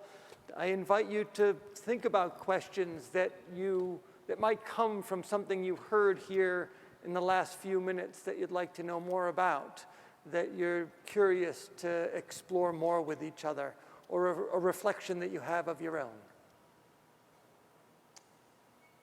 I think getting to that question of what is at the core of Unitarian Universalism. I mean, we heard some of that from Sophia this morning, right?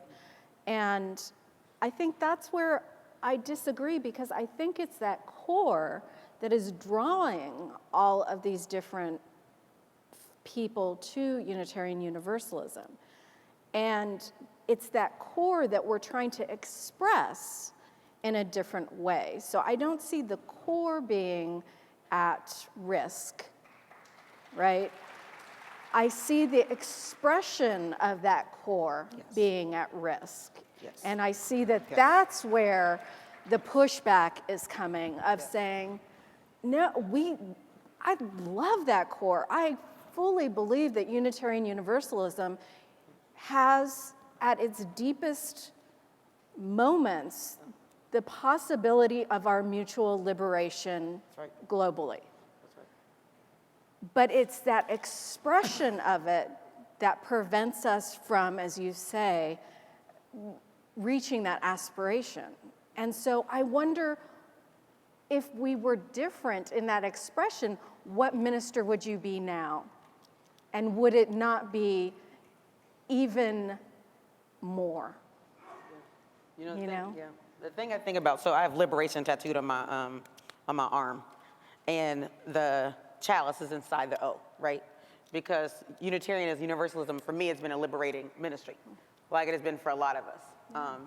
And so we grew up UU, and so I don't think it's the UU faith that is the problem. I think one thing I think is just a challenge, right? When you go from being a youth and you get to create your own universe, and then you walk into the church and you're like, oh, we have no control whatsoever of what is about to get said, sung, talked about, nothing. And you're like, well, this is not what I like, and I have no power to change it.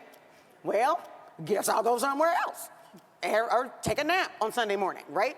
So I think like that's the challenge. So like you literally take, and you went through this, so you take young people where you have control and input and everything, and you can construct the world you want to live in, right? So we constructed, and there were way more youth of color, we constructed like how we wanted our faith to be lived in the world. And like when it stopped brutality, when it stopped people like beating up gay kids, stopped all these things within our faith group, right? And then you come and you leave and now you're listening. And then our churches can look how many different ways? I've been to a lot of churches. And I'll tell you, they don't all look the same. You wouldn't know UU church from the other half the time. And so then you move to another place and then the church looks totally different from the church you grew up in. So you don't even feel like you're still in the same faith sometimes. So like some of it is what we have to do as a board level, but others of it, let's be honest, is like, do our churches all hold the same value set? Like, are we all actually moving together in the same way or not? And like, are we actually willing to like go? And so if somebody like me walks in, who's been a UU for a long time, and the other thing I'd say is an embodied quality I didn't say earlier, is we have to teach each other our history. And we have to teach and we have to do leadership development. We don't do good leadership development. And so if we come on the board and people don't know information, they're not supposed to know it. They haven't been there. And so we haven't also done a good job as a faith of like really sharing and helping people learn and grow and move from and not be stuck in. Alandria, what you were saying about when you're a youth, you make this whole universe, and Unitarian Universalism is a whole different thing to me. One thing that I've realized being on the Board of Trustees this year is that Unitarian Universalism for me is so different than other generations.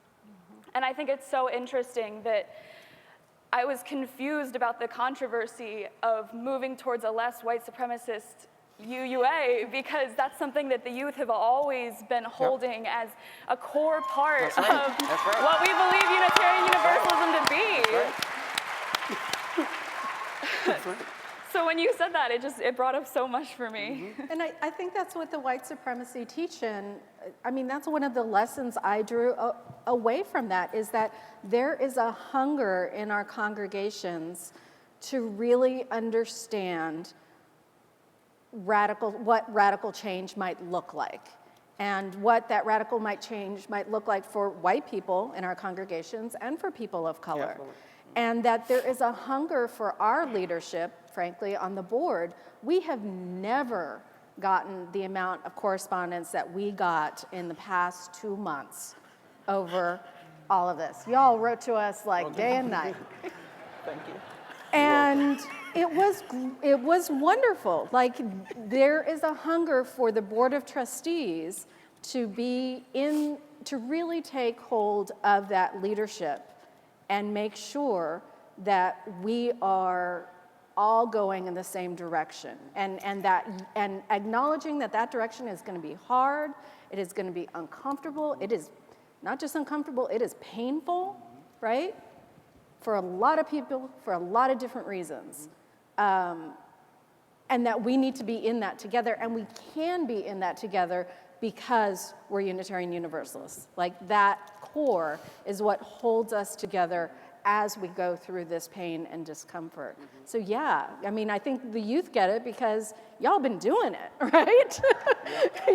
And we've been doing it for a very long time. That's right. Let the old man speak and say, when you say the word always, we've always been committed to this work. We've always been committed to building beloved community. I chaired the first youth caucus. Yep. And it was at a time when we were as convinced as we are right now that we are at a watershed moment. Yep. And that if we can just focus and move forward together somehow, we can begin to be more fully the people we claim we want to be. And I grew up just as you did and as you did, shaping our own worship services and finding our own music. And frankly, I fell in love with the old ways. And I've lived my life in gratitude. And that's another value that I think we need to embody, each and all of us. Not falling in love with the old ways necessarily, but moving through the world with deep gratitude for the container, which is the church. Moving through the world, willing to change it and willing to be changed by it, but at the same time, moving out of gratitude at least as much as we move out of outrage. For me, that has been, that balance, striking that balance between gratitude and outrage, between social justice and spiritual development, if you want to frame it that way, has been the central task of ministry for me. And I think it's the central task of ministry for us as a movement. Yeah. And my hope is that people hold that I believe that in order to do spiritual formation, that is justice work. Yeah. Like, you can't, those are not separate. Like spiritual formation is justice work. So like, I work at a place that we call Movement Church, right at the Highlander Center. And so when people come in, we're doing spiritual work because people are in trauma. People are in grief, people are in pain, people are also like thrilled and glorious and happy and embodied and are like, yay for joy. But it's all spirit work, right? And whether you, or nature, whatever you call it, right? Because we're gonna be all pluralistic, whatever words you use, but it's all connected and entwined. Because so often we hear that. That's what we hear from folks. Well, I don't want to do racial justice this week. I want to do spiritual development, right? I know, but this is what, let's be real. This is what we hear out in our congregations. Yeah. And so that work of saying, I would like to not do racial justice either, but it's my life, right? It's my children being stopped by the police. It's me being stopped and, am I going to get deported? It's not something, the privilege of setting it down and seeing that as in favor of doing spiritual development. We just can't. And I understand you're saying the balance, but I think the intersectionality of it is really where we're trying to get people to go. And I think that I get the gratitude, but what I see moving people is the outrage, right? And I think that's a hard place to be in for a really long time. And so I think, yeah, watershed, absolutely. We need it. Outrage is effective, short-term, and it's not sustainable. No. We don't want it to be sustainable. Gratitude, that's right. We don't. Gratitude for me is sustainable as a motivator, and that's really all I'm talking about. One more thing. It can be your last. One more thing. I'll try to be very quick. When we proposed, you remember when we wrote the charge to the interim co-president's team and we proposed the creation of the commission?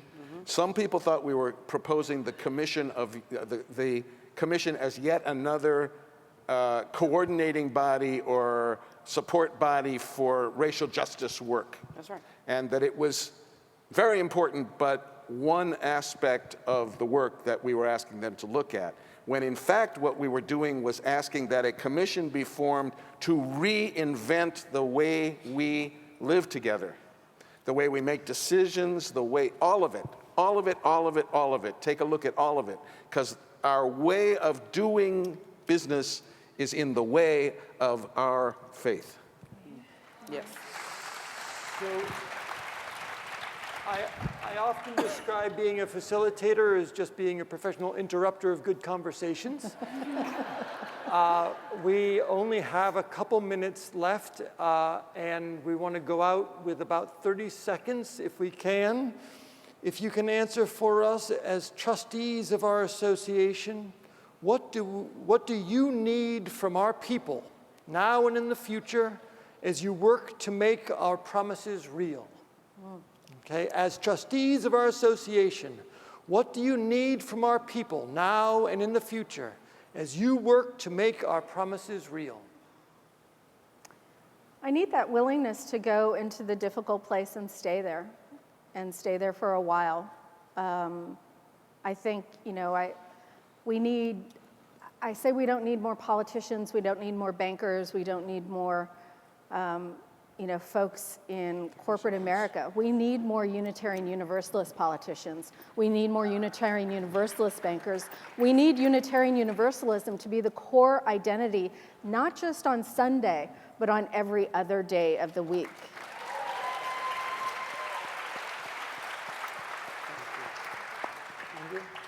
I think one thing that I found incredibly inspiring this year was the sheer number of correspondence that we got this year, and it's to my knowledge that it's never happened to that extent before. And I think that trusting that our leaders are doing good things, but also having the will to reach out to us and give us the information that you might have that we're not thinking about, and just showing us that you're passionate about what we're doing in either a good or a bad way, and keeping us driven to do things. Because when we're just around the board table talking about finances or talking about things that might not seem like they're doing good work, it's important for us to remember that you all care and that we're doing it for a reason. You want me to go? All right. All right, so I'm talking to the old white people now. The rest of you can listen in if you're interested. Not sure why you would be. So what I know is that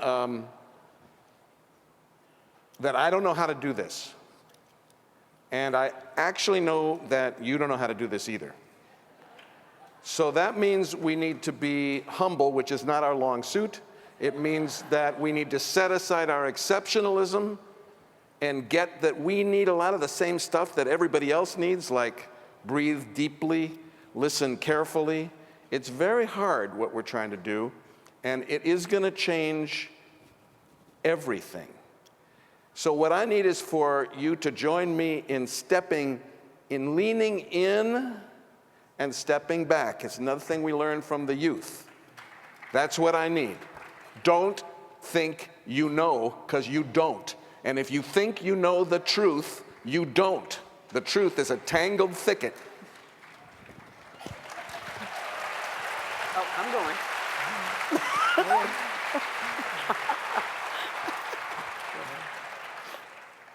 So there are two pieces. To all of my white brethren in the room, old, young, and otherwise, and especially women and trans people and genderqueer folks. Listen to the people of color around you. Assume that they know and that we're not actually the same and that we don't share the same experiences. I would also say that sometimes just shut up. Just sometimes go, you know what? If all of you are saying it, okay. And like, I don't actually have to be the one to say this is the way I want to make it happen. And to say, you know what? You might actually know something and not argue with me for, I don't know, 2 weeks at a time around stuff that we could have just been dealt with. That's one. For all of my people of color, indigenous folks, all the ways we identify, step out the whiteness. So I'm saying this on purpose, and I'm going to go a little over because it's really important. We have to step out of the whiteness ourselves and be grounded in who the hell we are and bring it. Because if we don't step out of the whiteness, whether it's with our partners, whether it's with our families, whether it's with anything, we will always bring white supremacy into the room. That's right. Ourselves. And so if we're going to dismantle white supremacy, it is not just the white people who have to dismantle it. We must dismantle it in our own ways of being, ourselves.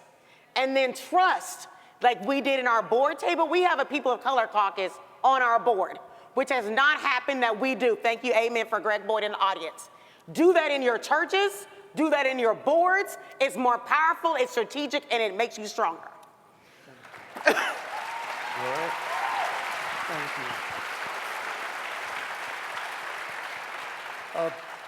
Please join me in thanking Christina, Andrea, Elandria, Rob for their voices, their stories, their committed service to our community. Thank you, John.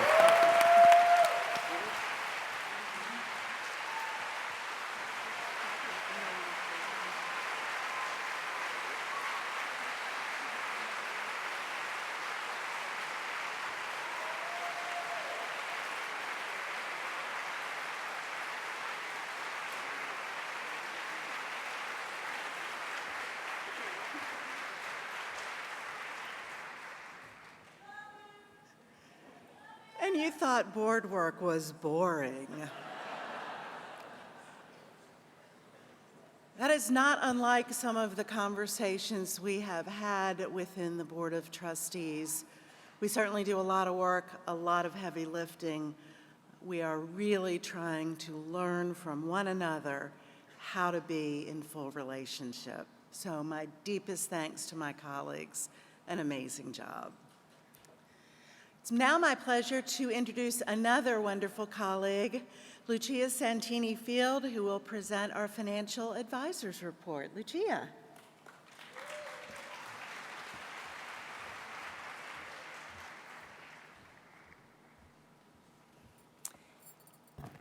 Good morning, everyone. Thank you, Denise. I have the privilege of reporting to you broadly on the financial health of the association. I've observed the strong and steadfast leadership of both Larry Ladd and Dan Brody in this position, and their legacy is impressive. I'm very grateful for their guidance and support and for the patience and kindness of my colleagues on the board, the staff, and the many talented volunteers. The financial advisor serves as a member of the board and the executive committee, as well as the audit committee, employee benefits trust or health plan, Retirement Plan Committee, Investment Committee for the Common Endowment Fund, and the Socially Responsible Investment Committee, which advises the Investment Committee of the Common Endowment. I will report briefly on the financial health of the association, the committees, and Beacon Press. I note the relatively modest and well-managed changes in most aspects of the association's financial results. I also report to you, as I have reported to the board and the administration, that I believe the board orientation and training program needs some improvement with regard to fiduciary duty. This duty, broadly outlined, encompasses many key areas, including stewardship and financial management. There's broad agreement to review and revise training to clear emphasis on these important topics, and I'm committed to working with those responsible to enhance future training in this way.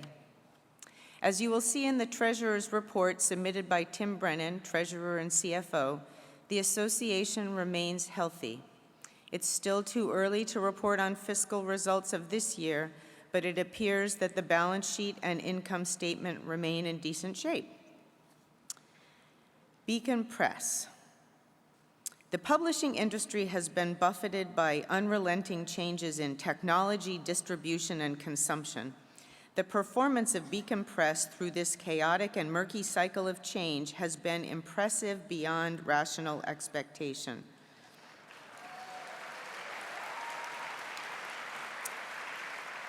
I strongly encourage you to listen to Helen Atwan's presentation on Friday at 9:15 or so.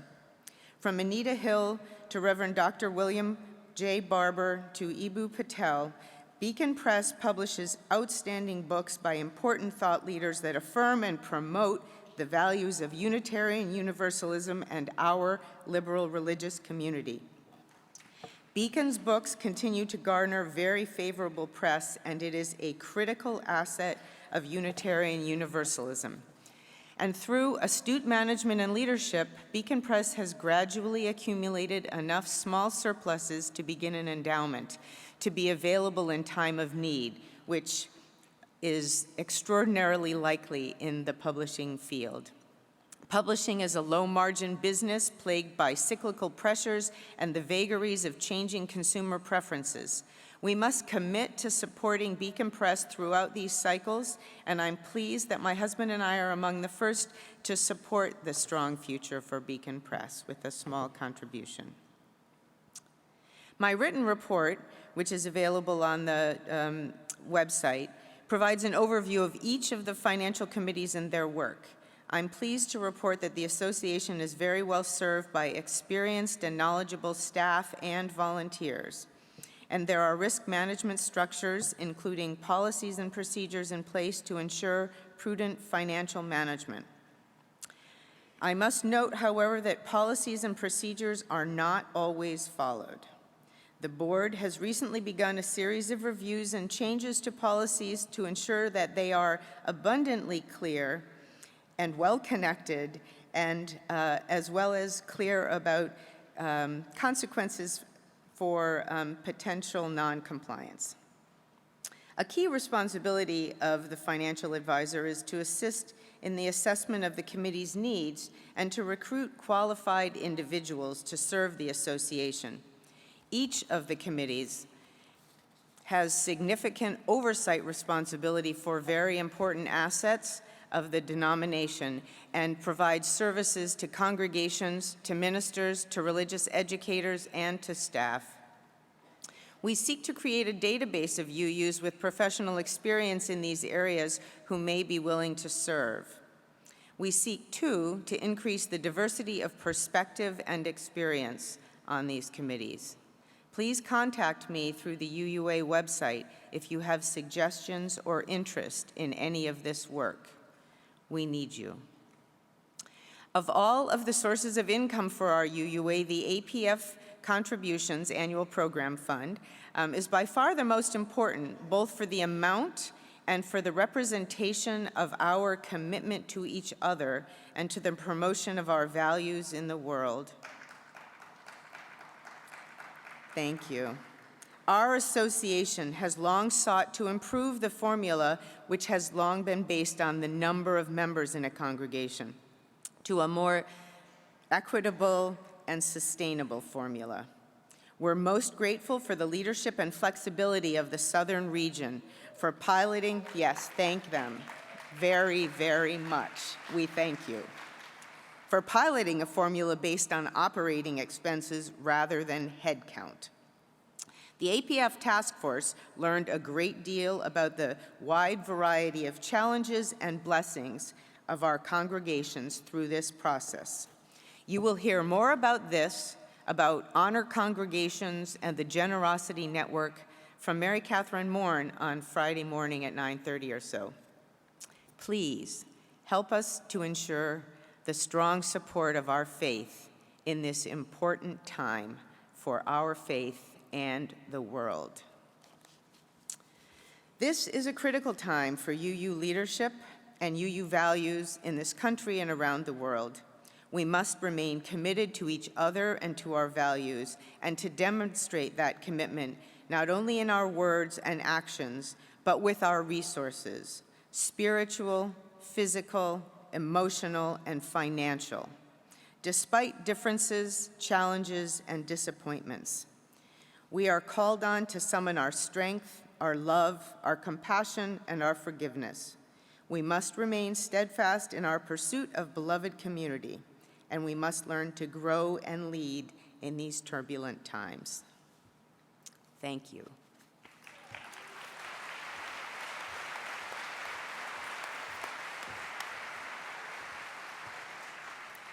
Thanks, Lucia. The financial advisor's role sometimes can be a thankless one, but Lucia works so very hard to keep us focused on our fiduciary responsibility to our faith. Might be time for a little bit more singing. We're in the home stretch, but let's take a stretch and have some singing. Please rise in body or spirit. And I don't know about you, but after hearing about financial things, I need a little comfort. Please join me in Mimi Bornstein's Comfort Me.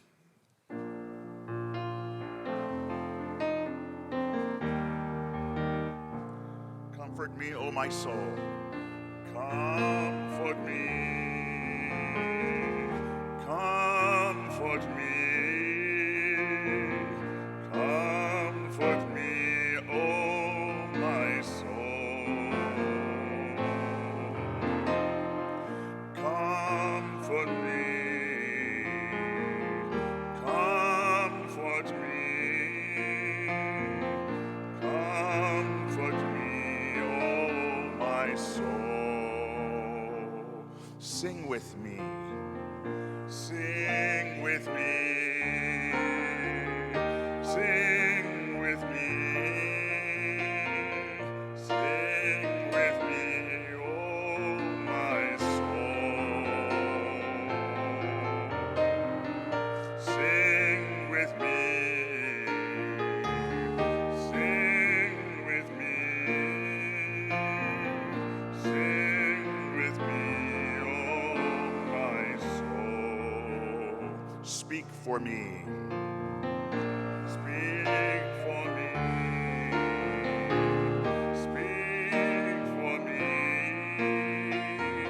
Speak for me, oh my soul. Speak for me. Speak for me. Speak for me, oh my soul. Dance with me. Dance with me. Dance with me. Dance with me, oh my soul. Dance with me. Dance with me. Dance with me, oh my soul. One last time, comfort me. You carry it. Comfort me. Comfort me. Comfort me,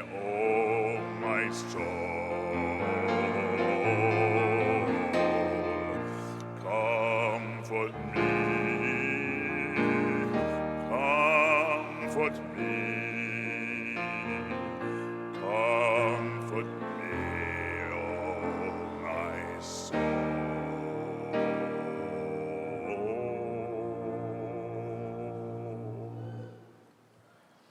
Thank you.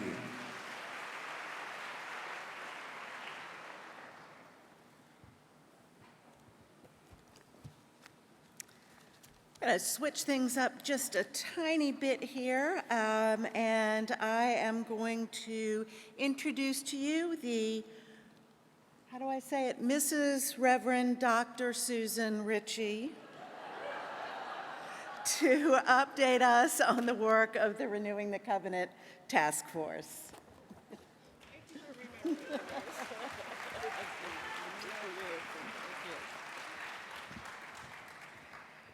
So on October 15th of 2015, moderator Jim Key called for the board to consider how we might imagine moving the UUA from the notion of membership to covenant.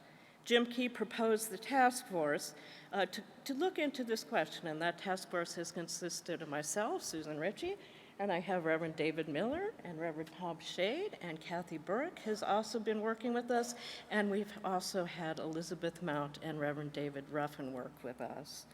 So part of Jim's charge to us was this. He said, let's just imagine. Let's imagine if when coming into congregations, people don't just sign a membership book. What if instead they entered into a covenant that would be renewed periodically? He also asked us to imagine, what if it were the same for congregations in their relationship to the association? What if congregations came into covenant with each other one again that would be renewed periodically? Jim believed very much that this could provide much needed energy and direction for our movement. So we have indeed spent this past few years imagining these things, and we're here to tell you about our thinking and our progress, and we're also here to make a proposal for your consideration. And it is one that we truly believe can help move our associations and our congregations into a direction of greater mutual cooperation and accountability, and importantly, more enthusiasm for our shared work. So the first question we felt we had to answer, well, what is this covenant? And, how would it be periodically renewed? Well, we knew right away that we wanted the covenant to be something more than a set of rote words that we might periodically recite. I pledge to the allegiance, to the flag. No, we want something more living than that. We also knew that the covenant must be more than promises about how we treat each other, although it would include that. It must be an agreement between ourselves and something larger than ourselves. And we came to believe that this something larger, it's a compact between ourselves and the work we share. It's our mission, not our mission statement, but our mission. Along the way, we have been inspired by the work of the American Baptists. They engage in a process that they call the mission table. And the Baptists, of course, have the advantage of having a great simple clarity about their mission, to spread the gospel of Jesus Christ. But we've learned a great deal about how they are with each other. And they have this vigorous and beautiful process for discerning how each of their entities in each of the collective world, how they can work together to fulfill collective mission. What they do is they sit at a mission table and they discuss their work and their challenges and their obstacles, their strengths and capabilities, and they align that work together. So upon reflection, the task force has come to understand that if we Unitarian Universalists are truly to covenant together, we might begin with theological reflection, broadly defined to include humanism and atheism and agnosticism, but theological reflection about what is the what and the why and the how of our shared work as a religious movement. After all, to covenant is to commit to that engagement, and it's about agreeing to be mutually accountable to what comes of it. We must renew our covenants periodically and continuously. So our response to Jim Key's invitation to imagine moving from the notion of membership to covenant is to imagine all Unitarian Universalists in all of our forms actively building mutual accountability and collective discernment of what Unitarian Universalism is called to do in this world, in this cultural moment, at this time. Covenanting is discerning together how we can be accountable to that mission. Sounds fairly basic, right? It is, right? People joining together, just agreeing on purpose and mission and being accountable to each other to fulfill it. And perhaps you're wondering, why would the task force think that this work isn't already happening? Our congregations have a lot of regular meetings.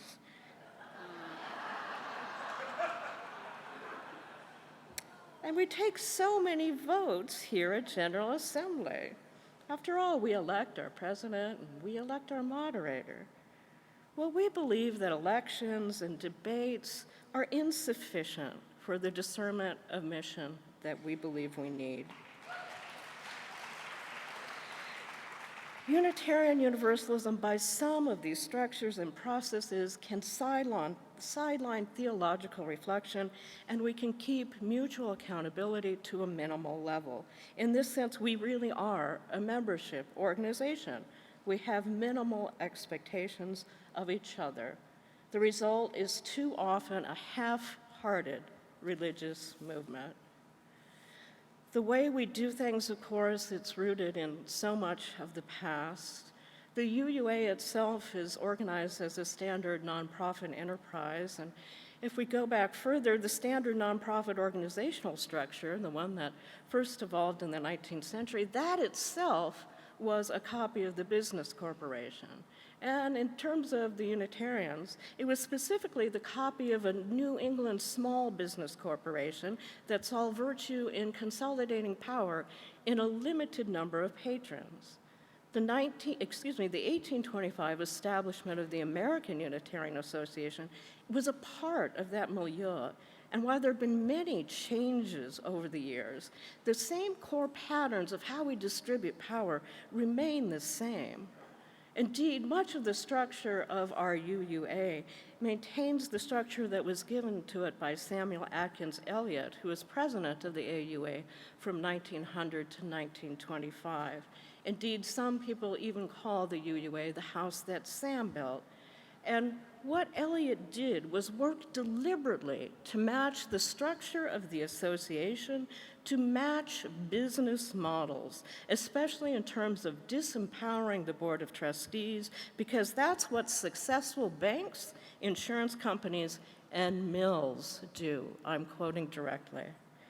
Of course, in doing so, he was disbringing the American Unitarian Association even more in line with how wealthy New England families were used to operating their charities. Our structures, then, they reduce the structure, our discussion of mission and the work of the association, they reduce it to the business of the association. We need to discern together what the world needs from us and what we have to offer the world. If when we come together, we meet just as shareholders of a nonprofit corporation, if we hear only reports and elect pre-selected slates of candidates and line up at pro and con microphones for resolutions, what does all this do if it does not address the fundamental question of mission and our alignment around it? The way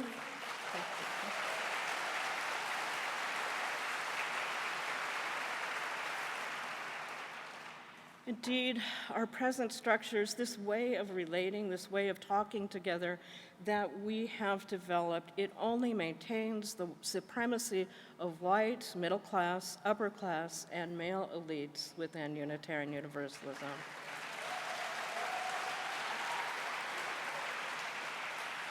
Your task force has come to the conclusion that if Unitarian Universalists are to fully covenant with each other, we are going to need a different way of being together.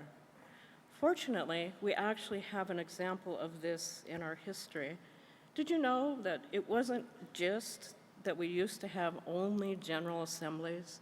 We used to have general assemblies, but also something that we called general conferences. And the General Assembly was the place to do the business of the association, and it was the administrative body of this beautiful governance wing of Unitarian Universalism. But there was another wing to that body, which was the ecclesiastical body, which means that we actually had delegates attend a general conference as representations from their congregations, specifically to talk about theology and come together for the mutual strengthening of each other, the creation of relationships of aid and accountability, and for theological discernment. Do you believe that in 1961, when the Unitarians and the Universalists consolidated, we completely forgot the General Conference and in its stead placed only the General Assembly? And so, the task force is calling for a general conference. Specifically, we imagine this to be that gathering where these discussions can be held, and we can imagine limiting the number of congregations and the organizations to a small number of delegates. We want meaningful conversations. We don't want too much outside of a few large questions. And we want to make sure, of course, that we actively engage youth, young adults, UUs of color, and historically underrepresented groups. So we welcome feedback from all Unitarian Universalists. We are currently seeking feedback from all the different identity and professional groups that we know of, and we're eager to hear what you have to say. We invite you to talk with us here at General Assembly, or if you need to, or can, to email your comments to sritchie, S-R-I-T-C-H-I-E, @uua.org. Okay, so here's our summary recommendation. So if for any reason you've been distracted, here's the core. The task force recommends that the UUA moderator call for a general conference of UUs as soon as possible and no later than the fall of 2018 for the purposes of exploring what the UUA is called to be in today's world. We further recommend that the UUA schedule general conferences on a regular basis, perhaps in biennial rotation with General Assembly business sessions. The task force believes it is time for these sort of deep reflection and consideration. The task force believes that the organization of the DNA of the UUA, that it is time to be reassessed, given the racist, sexist, and classist biases that are formed and which are reinforced by our structure, which actually preclude the full realization of our covenantal relationships. We so look forward, thank you. We so look forward to being in touch with you and finding new ways to be with you in the future.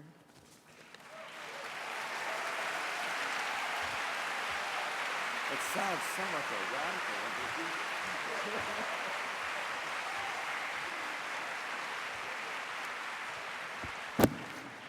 That is some hard work that our folks have been doing, and we are forever grateful for all of their efforts.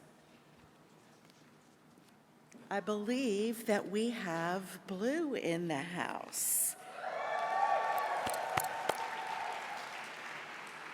And so as they make their way to the stage, I am very honored and privileged. I'm talking slowly as they make their way. I am honored and privileged to introduce to you our Executive Director of Blue, Lena Gardner, and with her this morning is Dr. Tanguizi Sanika. He's not with us this morning, but Lena is, and we're thrilled about that. Sorry about that. Good? Yes. Hello, good morning, everyone. Good afternoon. What time is it? I don't know. Hi. So first, my apologies. I actually thought this was happening tomorrow, so people are texting me, where are you? So I'm here now, today. Sadly, we did invite Mtanglizi Sanyika, we call him Baba. He was part of the original BAC folks back in 1968, but because we were thinking we were doing this tomorrow, he is not here right now.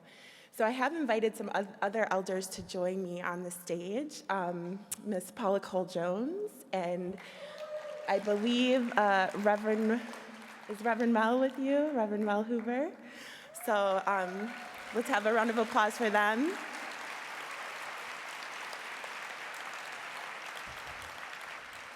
So we were asked to sort of give an update of all that's happening with Blue. And in Blue, we often start our happenings and events in gratitude. And so we want to start by just showing a short video expressing some gratitudes that we have for folks here in this room and folks who weren't able to be with us. So if we can watch that video now, that would be good.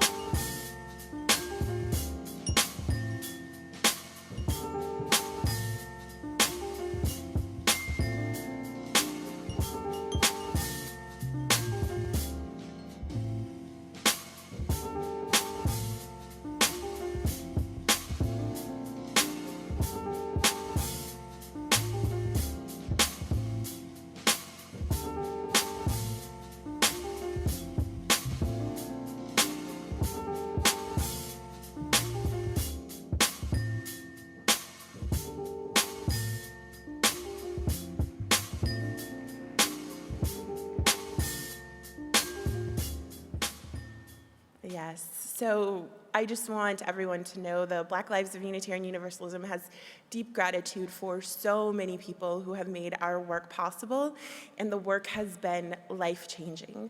In March, we had the first ever Blue convening, and we had just over 100 Black UUs come. We were here in New Orleans last March, and when people came out of it, they said things like, "This was life-changing for me. I didn't know that I could be Black and UU at the same time. This was a place where I felt like I could live most deeply into my faith values while still being who I am as a Black person." To us, that is of utmost importance. It's especially important in this time. One of the things I wanted to come and share with our UU, our wider UU community, is that this is a heavy time for Black Americans in particular. We just had the verdict in the police shooting of Philando Castile that was not guilty. Yes, that shooting happened 6 miles away from where I live, and it affected our community really deeply. On the heels of that, then we had, murders in Seattle, murders out on the other coast of a 17-year-old Muslim girl. So it's a very heavy time, and it's a hard time for Black folks in particular. So to be able to minister to folks, to support them, to love them, to show them, all of our Black family, that we aren't alone in this and that we will continue to support people is of the utmost importance. Since the convening, we've also launched the Black Ministry, the Blue Ministry Network. We call it Blue Min. We have daily posts of affirmations that people are sent. We have a pastoral care line. People are holding office hours. We have, we were able to help be a part of fundraising for more people of color to be able to come to General Assembly. Yes. And also so thankful for the board's support in that and the planning committee's support in that. And perhaps most excitedly of all, what we're announcing at this General Assembly is that we have hired as our Blue Community Minister for Worship and Spiritual Care, Reverend Michael Slack. So let's have a round of applause for that. We have also launched our Elders Council, which we are calling the Blue 360 Elders Council. That council is really important to us. When we launched last year, we launched the 7 principles of Black lives, and one of those principles is having a 360 vision, making sure we are intergenerational, that we are both honoring our ancestors and working hard for our young people and the babies to make the future better for them. And so to that end, we have established our Elders Council.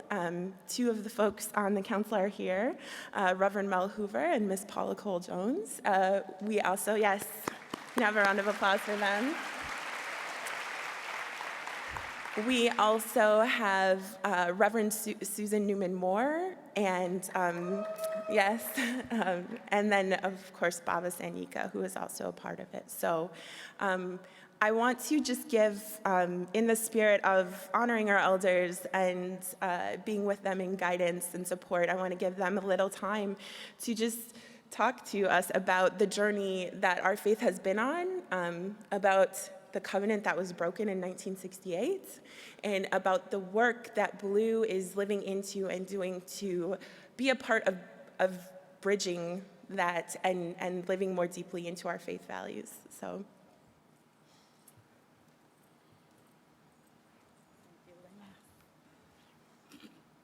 Good morning. It is so good to see everyone this morning. I'm Paula Cole-Jones. And I'm Mel Hoover. Yeah. I'm a lifelong Unitarian Universalist. I grew up in Washington, D.C. at All Souls Church. We had an African-American minister, Reverend David Eaton, from 1969. He served for 23 years until 1992. And so I just want to say that because there was no schism for me between multicultural inclusion and Unitarian Universalism.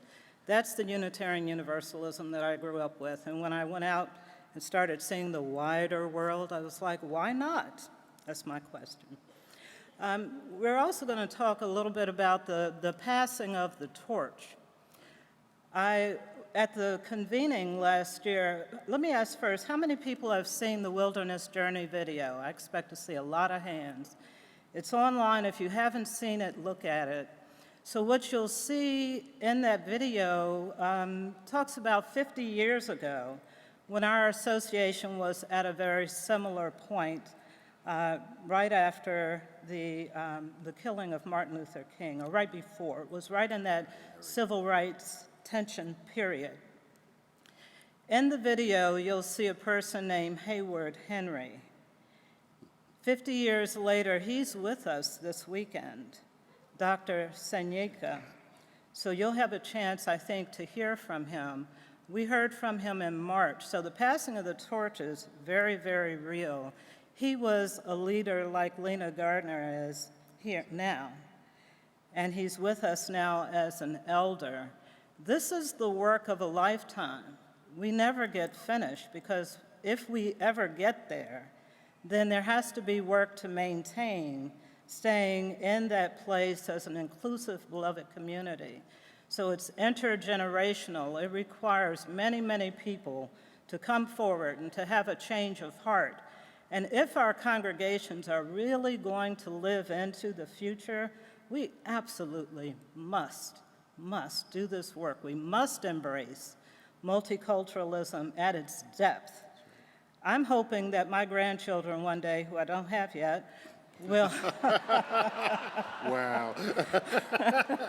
I'm thinking about the future.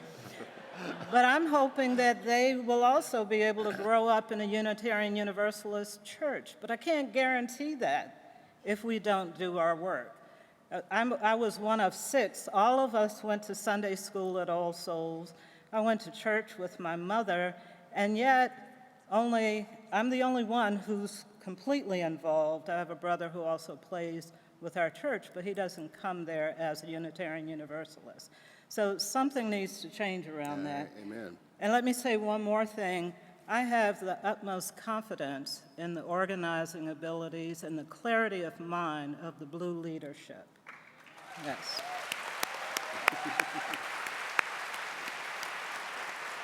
and with our association and the board for partnering with them so that we can correct the wrongs from 50 years ago, so that we can reconcile this moment and have a different outcome for the future. It's interesting for me because I wasn't coming to New Orleans to go to the Blue event or this one. It would have been a missed moment in my life. I was on staff for a number of years, and one of the pains in my heart was the mistake the association made back in those years of Bakbawa. We had thousands. It's probably hard for you to imagine that we had a GA like this and 1/3 of the people there were people of color. And we had some of the best minds in the country. And they thought they had found a home because in 1965, it was Unitarian Universalist ministers who answered the call and marched with us and put their life on the line. And we said, some white people who really want justice. And we couldn't handle it in this association. Lots of reasons. But we weren't strong enough then to find a way into relationship with one another. I was at an event last night and several people came up to me and said, they came to this GA, and many of them were white colleagues. And they said, I'm so thankful. This may in fact be the second most, and some of them even said, the most important event in UU history for our future. We've been given a second chance. I know that's going to be hard for some of you to understand. I know a lot of folks are sitting out there and say, what's he even talking about? But trust me, our country is in a critical place. Those values of freedom and liberty and democracy we all value, whatever our color, are at risk. The country needs leadership. It needs what we have to bring, and it can't just be whitenized, it needs to be colorized.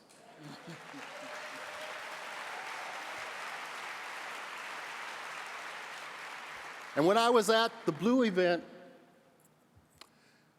I saw these brilliant, committed leaders saying, this is my faith. I'm not going to run away. In fact, we're going to run into it. Yeah. We're going to try and help it be saved and save itself because we know how to do that, because we see multiculturally. We have to survive. So I'm going to invite everybody here who wants to survive in the kind of world we're in right now to understand this partnership of relationship that is not in our country. It can start here. We've got the leadership. You have to be part of the process, however, or we'll be where we were before. So the gift they gave us, Paul and I, and the elders, a couple of us sat in the back row, and we said, we want to be clear. We don't try and help and tell them what we think, try and correct anything. We were here to experience their leadership and the gift of them bringing us into their midst. And at the end, my heart was so full. And we actually spontaneously, some of the elders at that point said, we can't just sit now. We have to come forth. We have something that we've never had before. The chance to hand off the baton, not to run away, but to pass the baton to a new age of leadership.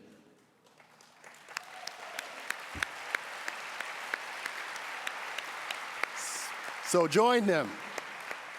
And by the way, some of the others out there in the white community of UUs, you need to pass off the leadership too.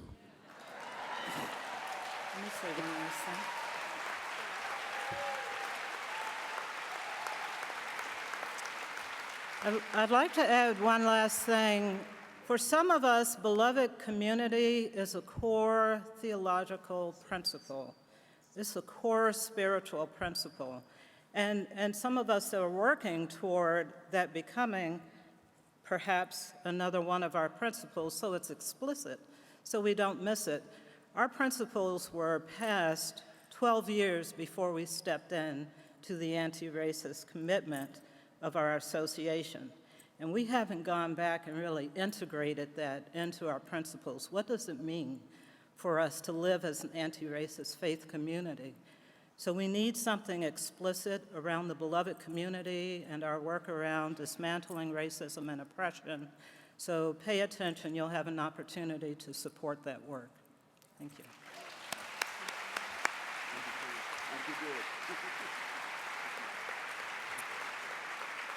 So I just want to wrap up by talking about how my faith helps me make change outside of our denomination. Many people may know I was a core leader in the Black Lives Matter Minneapolis chapter for about 3 years. Yes, you can clap for that. That was a lot of work. But I have to tell you, it has been my blue family that has held me when I'm weeping, when I'm preparing to meet with the governor of Minnesota, with my Black Lives Matter Minneapolis folks, and other Black folks in Minnesota working for change. It is my faith that helps me speak truth to power. And when I talk about speaking truth to power, it is so difficult to look into the face of people who could stop the killings, the state-sanctioned murders of Black people, and have them tell you it's too hard, right? But these are my people that are being killed in the streets. These are my people, my family members, and it's not okay. And it is my faith as a UU, as a Black UU, that helps me be able to fight to keep Black people alive.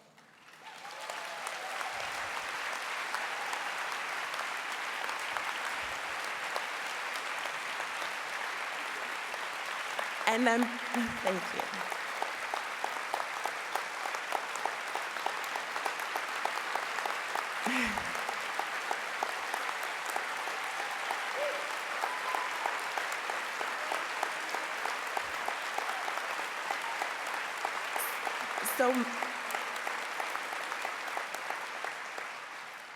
So my challenge for all of you all today is to stop thanking me for my work and join me.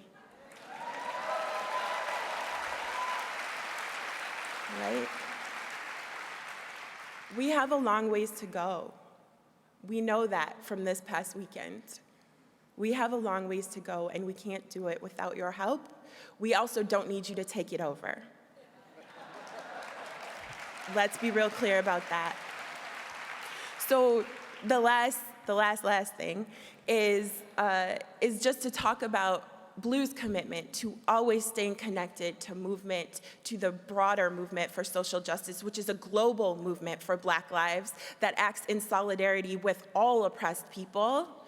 We are the ones that have been on the front lines and will continue to be there. Blue was able to move about $30,000 with the help of other UUs to help the Black Mamas Bailout Fund. Yes, let's clap for that. We went to Standing Rock, we went to the Women's March, and we've been in so many local places as Black Lives of UU. We want to grow that, we want to keep building, and we want to be able to make a bigger impact and just keep giving the gifts of our faith to movement. So thank you for everyone who has stepped up and helped us in that, and I invite everyone who hasn't yet to do it because we need you. Thank you.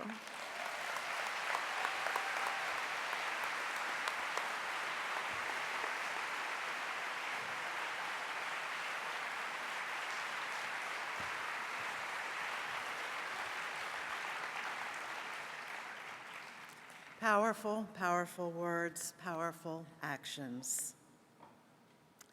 Now's the time to call on the secretary of our association, Rob Eller-Isaacs, for any announcements.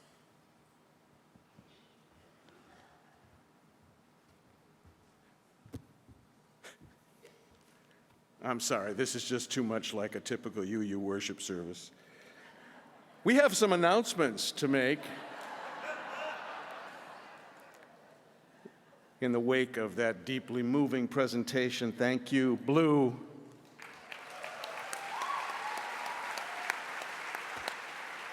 First of all, let me say that there are 553 registrants here who identify as people of color. 553. We're beginning the work. Then let me tell you that this is kind of an exquisite example of the way in which disregard becomes embedded in systems. I was given a number in the credentials report that said there were 4 directors of religious education here. That number represented the 4 who had identified as directors of religious education and who were credentialed to vote at this assembly. And I said to our really competent and caring staff, the way we have always done this, credentials report, is actually of interest only to the dead. What I want to know is, are the religious educators in the house? Are the religious educators in the house? Yes, they are, friends. Yes, they are. And next year, we will know how many religious educators are in the house. And we will tell you that. And we hope there are ever-increasing numbers, and we value them deeply. These are announcements. Our Right Relations team wants us all to engage as fully as possible in making this assembly as accessible as possible. Spaces have been reserved in this grand hall for a variety of groups. Some of these spaces have designated spots for wheelchairs. Please look to your ushers to find the best spot for you so that we can keep those spaces available. It is our pleasure and our commitment to practice radical hospitality, to work hard to practice radical hospitality, and we are glad to have accessibility services here at General Assembly as we include everyone in our welcoming actions. Please reserve the elevators for people with mobility or health needs and be cognizant of others as we enter, reside in, or leave the hall. This means let folks who need to leave the hall first leave the hall first. Be aware. Be conscious. Be kind. Thank you.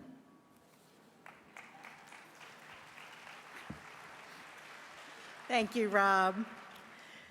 As I promised earlier this morning in our introductions, we are honored to have a couple of process observers with us today to give us some feedback on how we did at this meeting. So I would like to present to you Natalie Jeffers and John Saroof.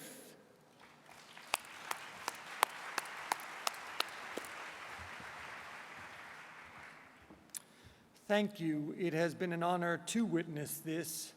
It is a deep belief of ours that community is an act of courage, and I have witnessed a community doing the hard, beautiful, courageous work of community.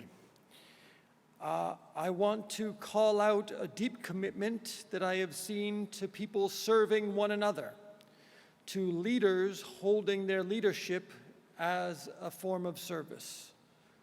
I want to call out the fact that I've seen people's gaze being on the horizon, that you are thinking and talking about the future, the possibility of what can be, and you also continue to recall, do some of the hard work of recalling your past.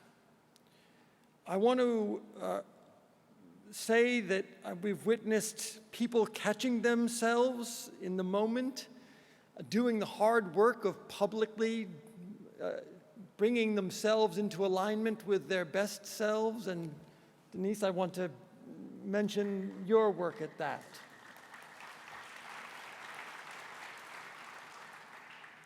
There are two things that I guess I would continue to encourage. Actually, there are three. A moment of pause, a reflection, an interval which grounds and deepens the offering and the receiving. We witnessed it up here today. That moment of pause is especially necessary when it is least accessible to us. Right? Continue to commit to creating that habit of the mind and of the heart to give yourselves and others a moment of pause and reflection. I've also heard an incredible holding of this creative and powerful set of tensions. President Sinkford reminded us that this is all one piece of work, the pain and the success, rejoice and resist, opportunity and challenge, spiritual formation and social justice, work on the inside, work on the outside, reflection and urgency. These tensions are not only a force that can pull things apart, but they are the force that holds them together. And I offer what somebody earlier said, the sense of you having an abundant community helping you hold those tensions throughout this. And the last one that I would mention is that assumptions about what others think and why can be difficult. Assumptions and generalizations about others are hard to stay away from, but I wonder if we can use them sparingly and only after we've examined them, challenged them, and owned them.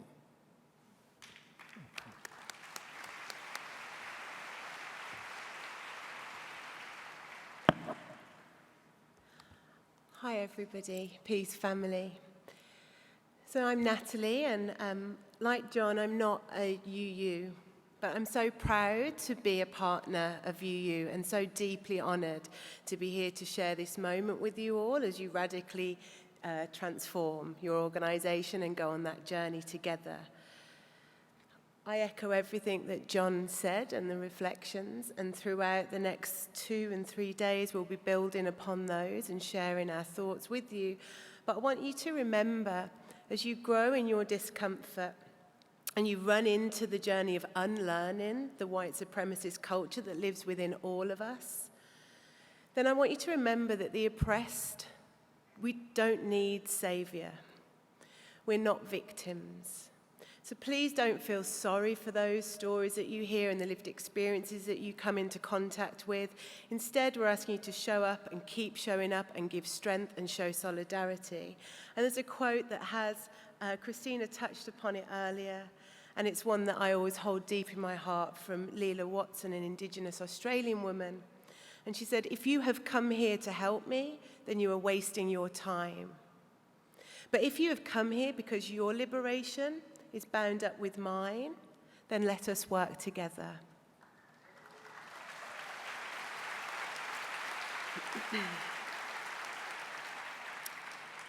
Finally, you can obviously hear that I'm not from America.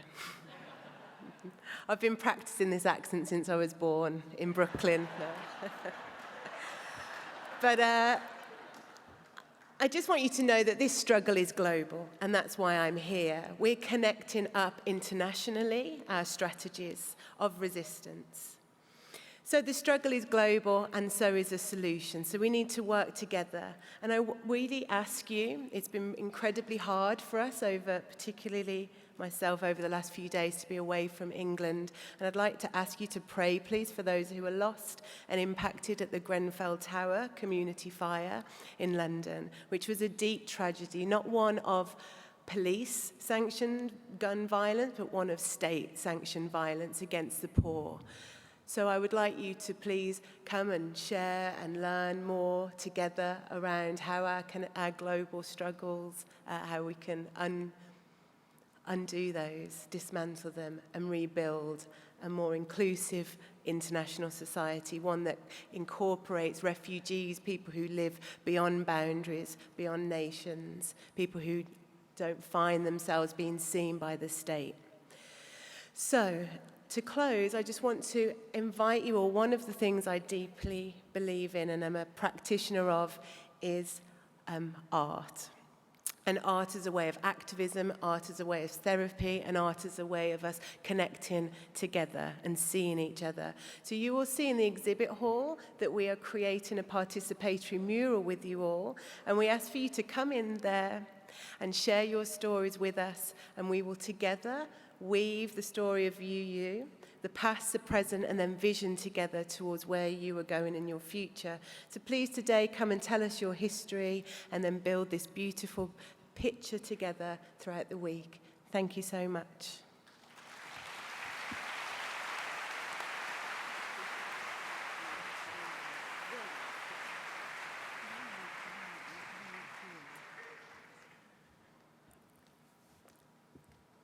Our closing words for today will be offered by Alandria Williams.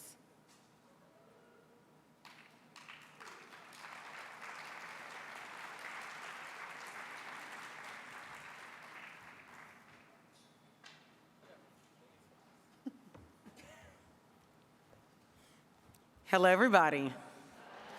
So as you see, it's not just me. I like to switch things up. Come on up. So let's not just say prayer, let's do prayer. All right. So can you breathe in and out?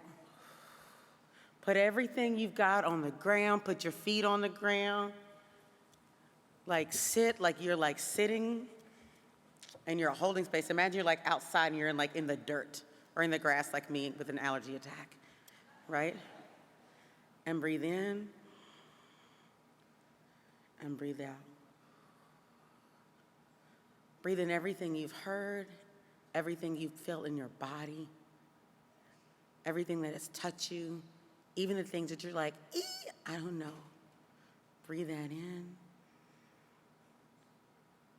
and breathe out. Breathe in the love that we share for everyone in this room, the people outside this space, the people across the pond, the oceans and beyond. And breathe out. Please rise in body and spirit. We are going to sing a song. You don't know it. I don't think, but you will in 5 seconds or less. That's it. So repeat after me, hear the words. We are the children of the people who did not die. We are the children of the people who did not die. We are the children of the people who could fly. We are the children of the people who could fly. We are the children of the ones who persevered. We are the children of the ones who persevered. We are fearless, we are strong, and we're ready to carry on. We are fearless, we are strong, and we are ready to carry on. All righty, so we're going to sing a line, you're going to sing a line, okay? We are the children of the people who did not die. We are the children of the people who did not die. We are the children of the people who could fly. We are the children of the people who could fly. We are the children of the ones who persevered. We are the children of the ones who persevered. We are fearless, we are strong, and we're ready to carry on. We are fearless, we are strong, and we're ready to carry on. We're gonna do it 2 more times. So I don't have the greatest voice ever, but that don't matter, right? So you should know, if I can stand up here and lead a song, you can too. Yeah. All righty, so here we go. We are the children of the people who did not die. We are the children of the people who did not die. We are the children of the people who could fly. We are the children of the people who could fly. We are the children of the ones who persevered. We are the children of the ones who persevered. We are fearless, we are strong, and we're ready to carry on. We are fearless, we are strong, we were ready to carry on. One more time. We are the children of the people who did not die. We are the children of the people who did not die. We are the children of the people who can fly. We are the children of the people who can fly. We are the children of the ones who persevered. We are the children of the ones who persevered. We are fearless, we are strong, and we're ready to carry on. We are fearless, we are strong. One more time, we are fearless, we're strong. We are fearless, we are strong, and we're ready to carry on. So everybody, hold for a second. People who have accessibility needs, people who are in scooters, walkers, wheelchairs, people who walk slower than others, please let all those folks go first. And then Denise is going to help us recess. Love you.